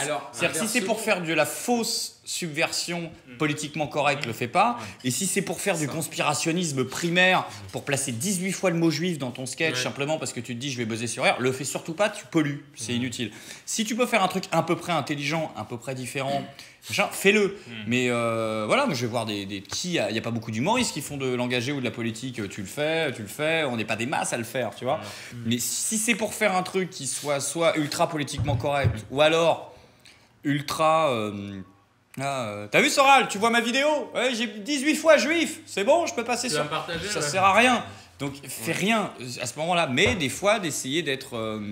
Et c'est là où c'est intéressant, parce que c'est là où des fois tu perds des abonnés, t'en gagnes. Quand tu fais de la politique, tu vois que tes ratios de gains de perte d'abonnés, ils sont... des fois tu dis une connerie, tu perds 700 abos d'un coup, en 2 minutes quoi. Moi la vidéo de Je suis Charlie, j'en ai perdu, mais alors un truc, boum. Et c'est pas quelque chose où tu te dis j'aurais pas dû ou machin, où tu te dis non, je fais ce que j'ai envie de dire et je le regrette pas et tu l'assumes. Et si les vrais gens qui aiment, enfin les fans qui aiment ce que tu fais, ils te disent j'étais pas d'accord avec toi, mais avant... Parce qu'ils ont bien compris que t'es pas une chaîne de réinformation, t'es un humoriste, et que derrière tu fais de l'information. J'aime pas ce terme de réinformation parce que je crois pas que les médias cachent l'image de truc. C'est un de ceux qui l'a popularisé, désolé. J'y crois pas à ce truc. Moi je pense que c'est un vieux trip de la guerre froide, moi. Je pense qu'en fait on te dit les trucs, mais le problème c'est que vu qu'il n'y a plus aucun journaliste, que les mecs ne font plus que de la dépêche AFP, en fait on te parle guerre au Mali, Nabila, les chaussures dans le Berry, 300 morts en Arabie Saoudite, le Qatar, Daesh, Jean-Pierre Pernaut, la rupture de Benzema. Je suis pas forcément d'accord avec toi. Et t'as plus d'hierarchie. Si je peux me permettre, on a quand même des gros contre-exemples qui invalident quand même ce que tu as dit. Mais il y a des exemples de désinformation. Non, mais c'est en permanence. Tu peux trouver à peu près. Merde. C'est en permanence. La désinformation par omission, c'est tous les jours et c'est tout le et temps. Regarde ce qui se passe en Syrie, et même par du mensonge. Regarde le. Intervenir, s'il vous plaît, parce qu'il y a, je t'en prie, il y a Raphaël, un dossier particulièrement où j'ai étudié grâce d'ailleurs à Pascal Boniface et à sa revue, la revue internationale et stratégique que je recommande, qui est trimestrielle. C'est un gros pavé, ça ressemble à un livre, mais franchement on apprend beaucoup de choses. Et en plus, c'est ouvert à tout le monde sa revue, c'est-à-dire qu'il y a des gens de droite, de gauche, et même il y a des gens alternatifs qui écrivent dedans. Donc c'est pas unidirectionnel. J'aime bien ces espaces ouverts où les gens se croisent. Et bref, je suis un peu poète ce soir, faut que je me surveille. Donc bref, il avait fait un numéro sur l'Iran, plaque sensible des relations internationales, c'était en été 2006, donc il y a une dizaine d'années. Il y avait un article de 12 de pages écrit par Yaakov Rapkin sur Mahmoud Ahmadinejad. Et donc l'auteur de cet article, qui s'appelle Yaakov Rapkin, qui est un universitaire canadien d'une 50aine d'années, démontrait en fait, mais de manière très précise, que le mensonge comme quoi le président iranien aurait déclaré qu'il souhaitait rayer Israël de la carte, et même qu'il aurait également nié la Shoah, c'est 2 mensonges et que c'est pas venu sur la table par hasard. Il y a eu 4 lobbies, en particulier donc l'AIPAC qui est aux États-Unis, le B'nai B'rith Canada, l'Israel Project et un 4e dont le nom m'échappe.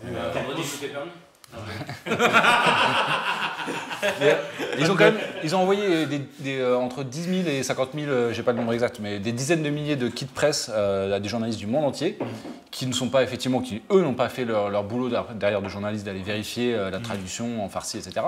Mais ça veut bien dire qu'il y a des agents qui sont là pour désinformer. Il y a des informations sur les services. Tout à fait. Toujours trouver l'info. Bah, regarde, j'ai fait. Des fois c'est compliqué. Oui, j'ai fait 35 épisodes de JSPC, j'ai toujours cité BFM TV, France 2, iTélé, Figaro, machin bidule. Je l'ai fait volontairement. Pourquoi ? Parce que quand j'ai un anti-conspi primaire qui vient me voir en me disant « Ah, tu es chier avec tes infos truquées, machin », tous les épisodes, il y a les sources. Tu crois pas à ce que je viens de te dire ? Mais tu es conspirationniste, c'est France 2 qui l'a dit.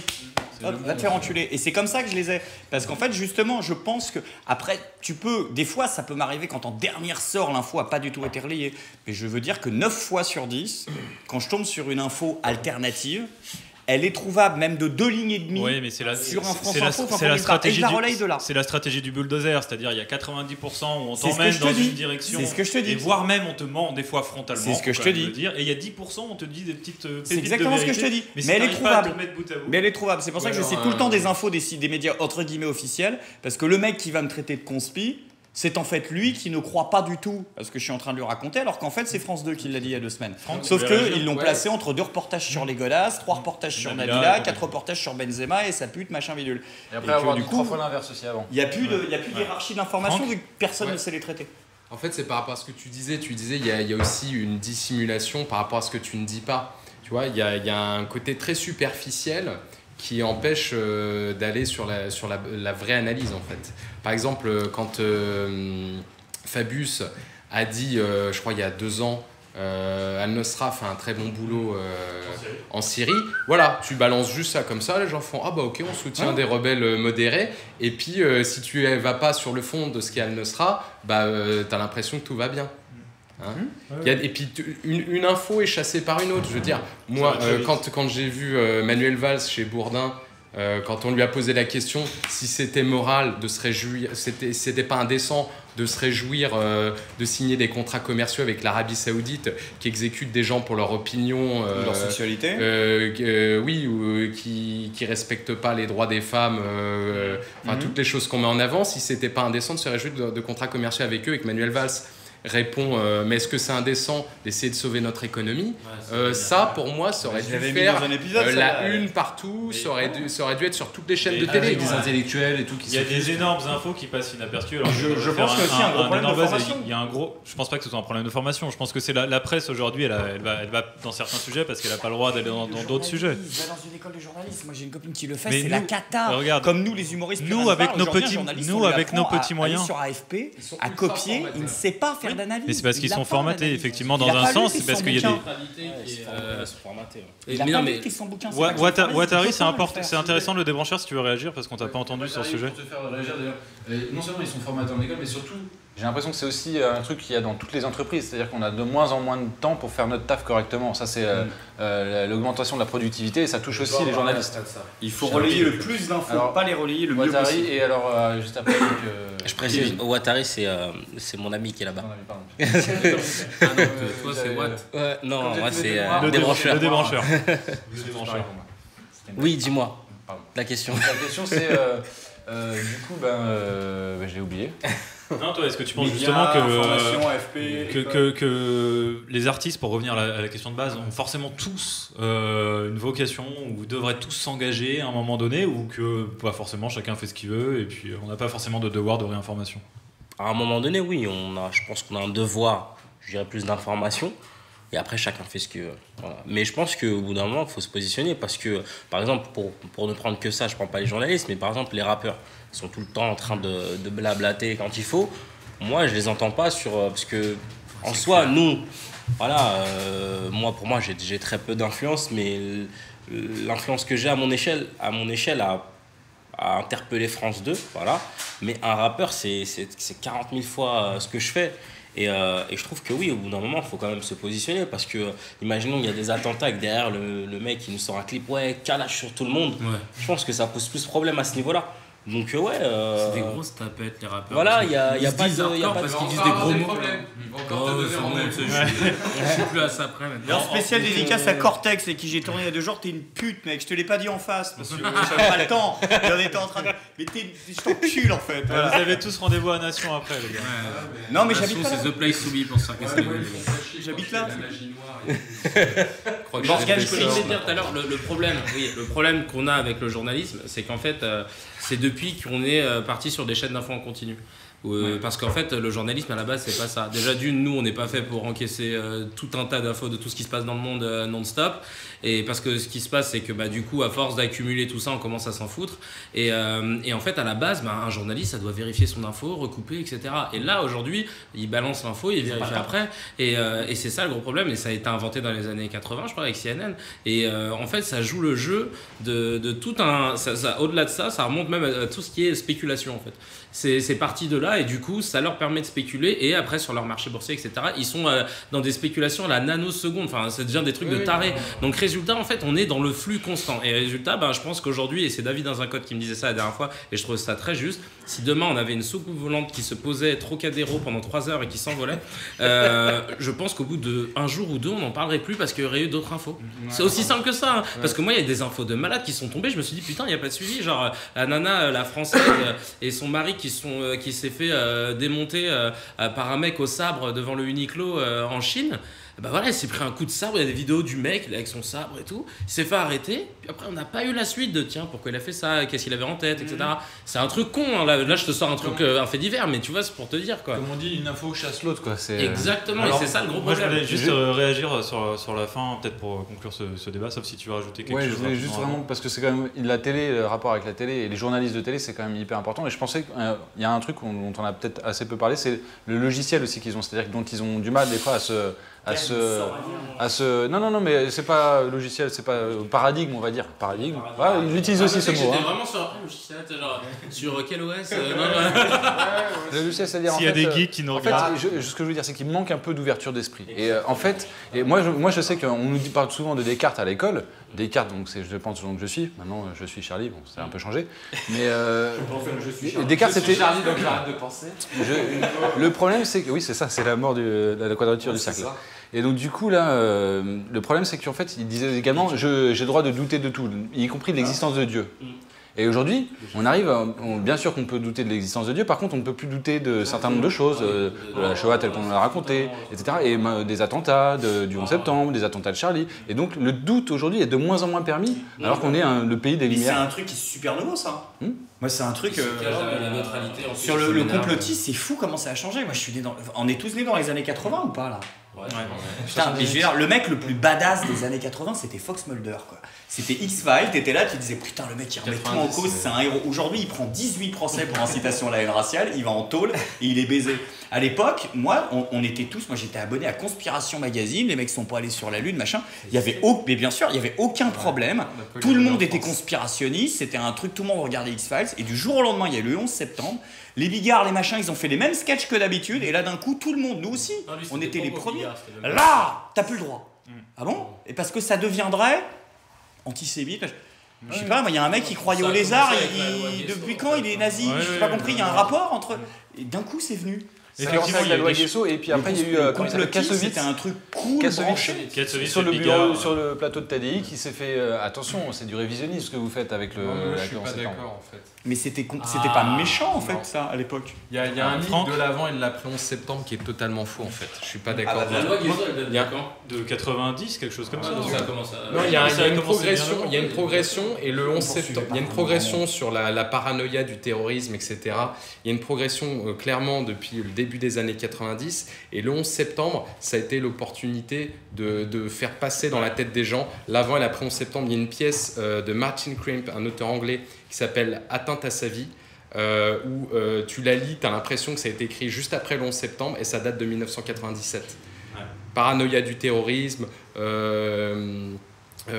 guerre dans les pays de l'Est, guerre civile, cliché, les médias... Oui, effectivement, même quand on remonte même aux attentats de Kennedy, à l'attentat de Kennedy par exemple, je sais pas si vous êtes un peu informé sur le truc. On faisait venir, il y avait un procureur qui était Jim Garrison, non pas Jim Garrison, je sais plus comment il s'appelait, mais c'était Garrison, qui remettait en cause, on va dire, la version officielle de l'enquête de la commission Warren, et il y avait des psychiatres qui étaient invités sur les plateaux de télé pour dire ce mec est un fou, il a des délires de persécution, c'est un malade mental.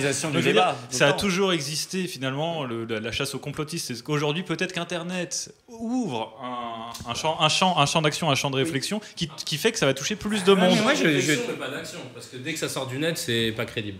Non, mais ce que je veux dire, c'est que tu peux te passer le message, quoi. Oui, mais bon, après, je sais pas, j'ai pas l'impression qu'avant le 11 septembre, on ait traqué les conspis, quoi. Je sais pas, c'était parce dans que le cercle privé, parce machin, que c'était très marginal, peut-être, toutes ces théories, on va dire. Et t'avais des magazines vendus en librairie. Oui, mais ça touchait très très peu de monde. Aujourd'hui, c'est des millions de vues sur YouTube, et les mecs qui ça, sont en haut, ils commencent à paniquer. Les mecs ont eu peur. Je pense, à mon avis, c'est ça. C'est grâce à Internet que j'ai découvert l'existence des Illuminati. J'en ai entendu parler. Que tu as infiltré, non? J'en suis, mais on a vu tes vidéos. J'ai perdu 700 abonnés avec Meta TV quand j'en ai parlé. J'en reparlerai plus. Pour répondre à Franck, quand même, une des choses qui a changé avec le 11 septembre, c'est quand même vous êtes avec nous, vous êtes contre nous, c'est-à-dire un côté vraiment totalitaire. Star Wars 3. Voilà, les croisades quand même. Ça met un cadre, ça met un contexte. Il y a eu un prétexte pour passer dans un autre paradigme encore plus restrictif et encore plus totalitaire, mais on voyait que voilà, ils attendaient. Ah oui, on voulait aller dans cette direction, et là, bingo. Bien sûr, c'est le prétexte. Il suffit de dire 1984, Georges Orwell. Tout est écrit, le meilleur des mondes. Alors, juste avant de conclure cette émission, je voudrais passer, avant de conclure cette émission, à un petit quiz. Il me semble qu'on a préparé quelque chose. Donc, le conspi quiz. Attention, ça peut. On fait des jeux, il y a des équipes ou pas? On va faire les blancs d'un côté. Voilà.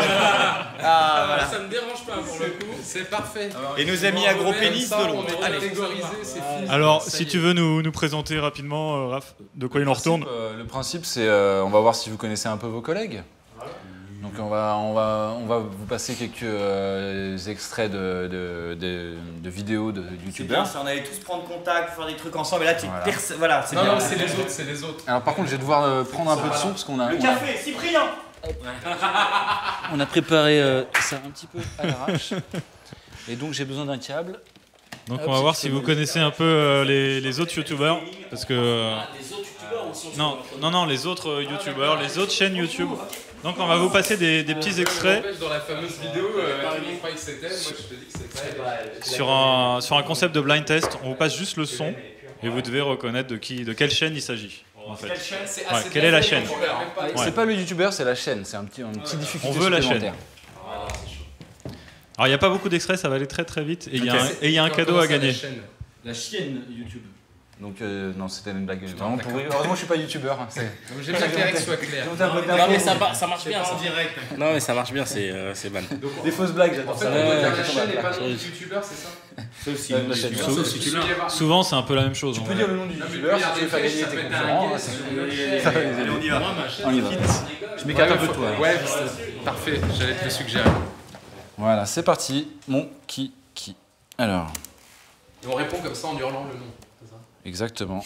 Et vous avez le droit de vous lever.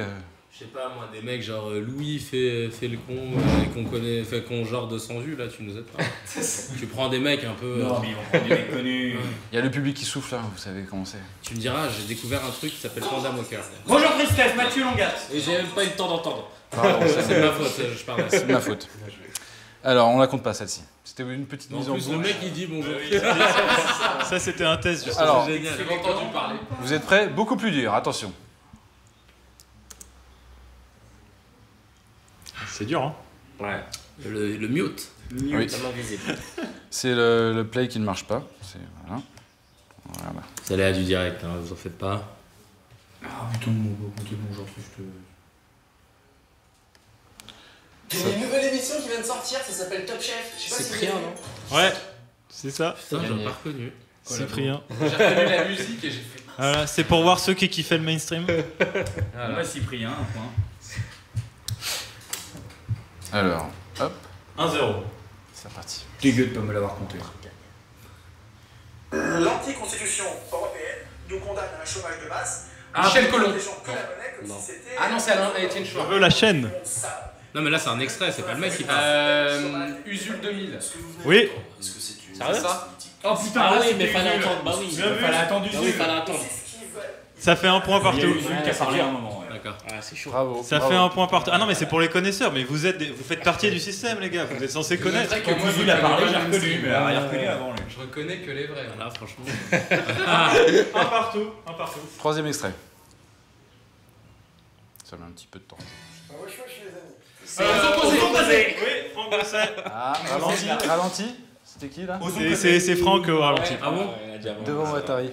2-1. Très bien lui aussi. Je connais pas ça. On vous parlait de la mainmise des milliardaires. Pas du tout humoristique, c'est commentaire là-dessus. Ah si bah si, mais il est bon. Je te montre sa tête. Ah nous, il nous connaît pas, hein, mais alors Osons Causer, il connaît. Non. Ah ok non. Ah oui, je vois pas du tout. Je vois pas les deux. Ah, franchement, il mérite d'être connu. Ouais, les bons, les bons. Ouais. Ah, les goûts et les couleurs. Hein. Non, ça va. Nous, j'aime bien. J'aime bien. Je regarde pas, mais j'aime Minute Papillon. Papillon Chris.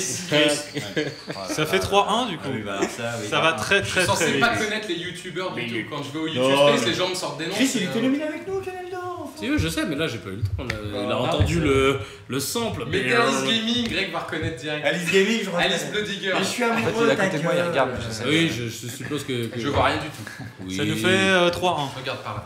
Non, puis comme par hasard, je suis blanc aussi. Donc il y a une espèce de petite. Vous avez pas l'impression d'être cerné les gars. Alors, Play. play. Organiser des blancs. Non, non. Quatrième extrait. Faut pas que je fasse des gestes comme ça, c'est pas bon. Égalité, réconciliation. Je sais, il y a déjà 10 000 vidéos Norman. sur YouTube qui parlent. Norman fait des Ouais. vidéos. En même temps, là. Sérieux? Ouais. Je reconnais pas. Eh oui. C'est fou. Eh je oui, connais c'est pas normal. ça. Ça J'aurais aussi, dit c'est Ganesh plus qui mainstream, fait du coup. Norman. Ah oui, c'est ça. Ça fait 4-1. Et Watari est sur son 3-1. téléphone, c'est pour ça. Ah, non, C'est c'était 3. Et il a pas suivi? Non, non, il m'a eu. Norman. Ça fait pas 3-1? Non, 4. Il m'a eu. 4-1. 4-1. Et le prochain contre. Et il en reste 2 je crois. Il en reste 2, donc Ouais, sur le déjà suivant. celui-là il vaut 2. Celui-là vaut deux. Vas-y. Déjà. Tatintin. Alors, donc, effectivement, il y a une loi complètement liberticide sur le renseignement. Là, c'est bonjour. Ouais, oui. Bah, on a mis 2 fois, c'était un piège. Ah Du coup, qui c'est c'est toi encore. Comme on l'avait pas compté au début. Ouais, on peut la compter sur ce coup. Donc, ça fait 6-1. Mais la dernière compte 7 Ah points. non, c'est l'avant-dernière, celle-ci. Il en reste dernière, il en reste 2. Il en reste 2, d'accord. Donc celle-là, il compte 3 points. Ok. Attention. Salut, c'est la chanson du dimanche. Mister V. Bien vu. Je veux la chaîne. Ouais, mais c'est un collègue à lui, c'est Ah pas voilà, ça. alors dès qu'ils sont avec mon trip, voilà, il y avait un blanc, enfin un mec qui était pas blanc, il le reconnaît. Voilà, bah, bravo. Je bosse avec lui en plus, tu sais, c'est. Alors le prochain bon trip, c'est ma mère. Ils mettent un mec de sa famille, quoi. Avec Viette de la Manille. Elle comptait combien celle-là? Ça fait. Elle comptait 3. Elle comptait 3, donc vous étiez à 6-4. 6-4. C'est le dernier là? Déjà, c'est le dernier qui compte. C'est le banco. Hein, c'est le super banco. En gros, celui qui trouve celui-là, bah, il a gagné le cadeau parce qu'il y a un cadeau. Vraiment d'équipe. Vous avez Oui. Non, en plus, il n'y a plus d'équipe. Ouais, c'est bon. perso, en mode capitaliste. Ah, il est dégoûté. Rien à foutre. Sinon, il aurait été moins bon. Attends, c'est moi qui travaille. Pourquoi Attends, on me attends. met pas un mec à côté? C'est là on donne raison à Gobineau là, faut y aller. Allez, on y va. Vous êtes prêts? Attention. Vas-y.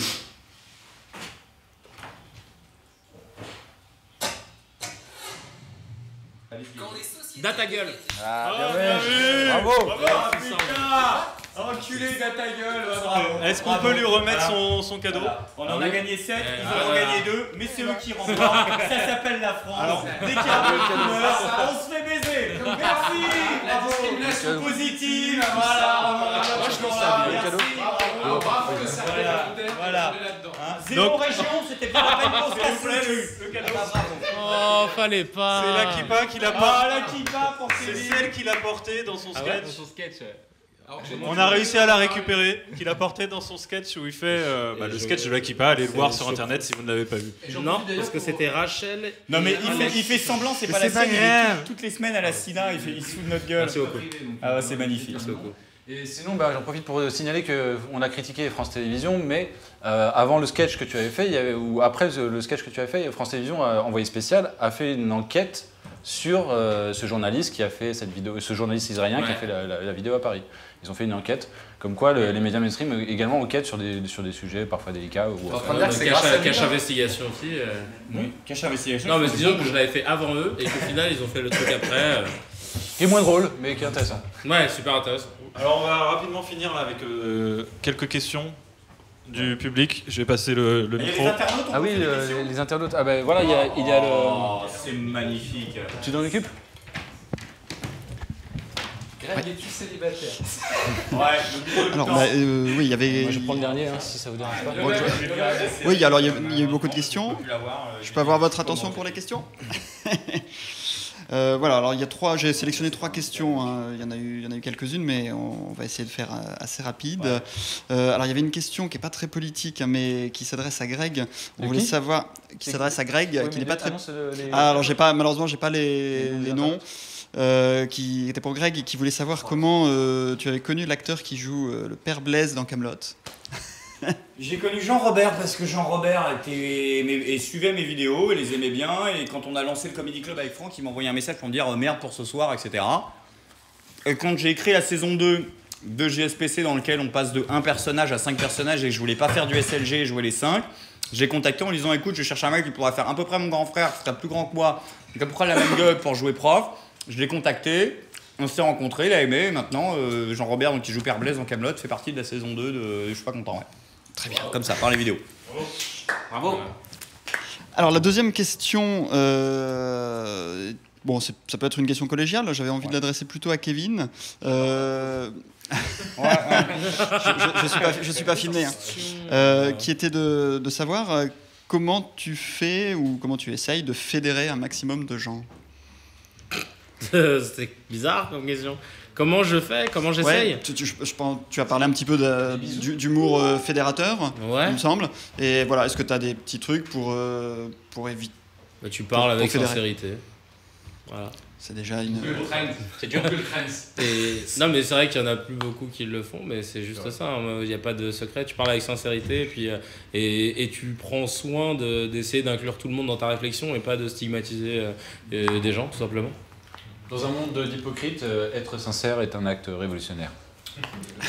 C'est toi, c'est moi. toi. Bravo. Je me suis inspiré de l'autre.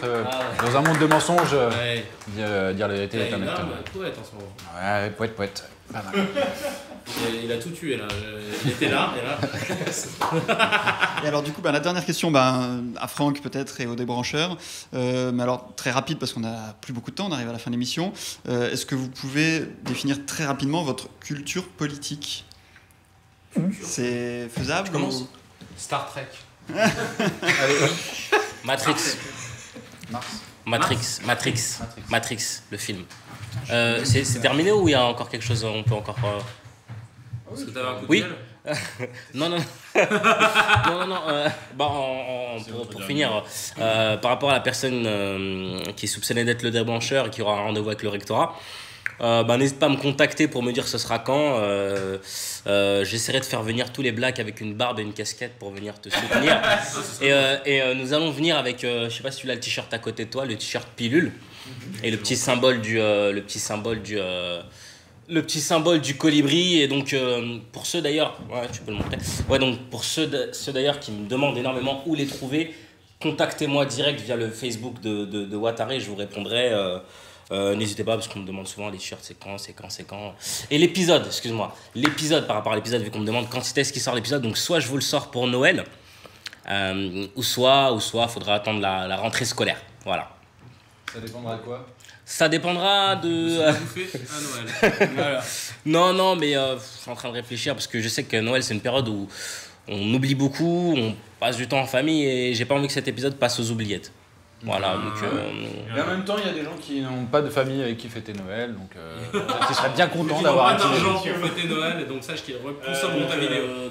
Et une salutation à toutes les personnes qui me suivent sur Facebook, et puis merci à eux. Voilà. Okay. Kevin, t'as un mot de la fin également? Pas du tout. D'accord, non, super. En tout cas, j'ai passé une super soirée. Un mot de la soif. Non, j'arrête. Donc, le mot de la fin, sortez-le de l'émission, vraiment pour le bien. Non, mais c'est le président de l'assaut. Il va être croqué. Il reste derrière cette porte et il est très bien. Non, vraiment, merci. Voilà, le mot de la fin, c'est merci d'avoir pu discuter avec des co-citoyens. Je suis très content. Merci à toi d'être venu. Greg? Merci Jackie et Michel. Allez, putain, pourquoi je l'ai pas fait? Comment il connaît nos pseudos, quoi. Franck, si t'avais quelque chose à dire pour finir, un message à passer. Merci, à bientôt. Merci. YouTube.com le Tipeee aussi, je pense que vous avez pas encore Tipeee toi?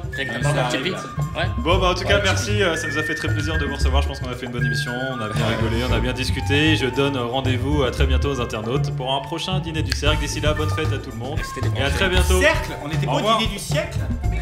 Oh putain, on s'est fait baiser depuis 1 heure. Merde. Je me suis dit Caroline Forest, elle est pas arrivée.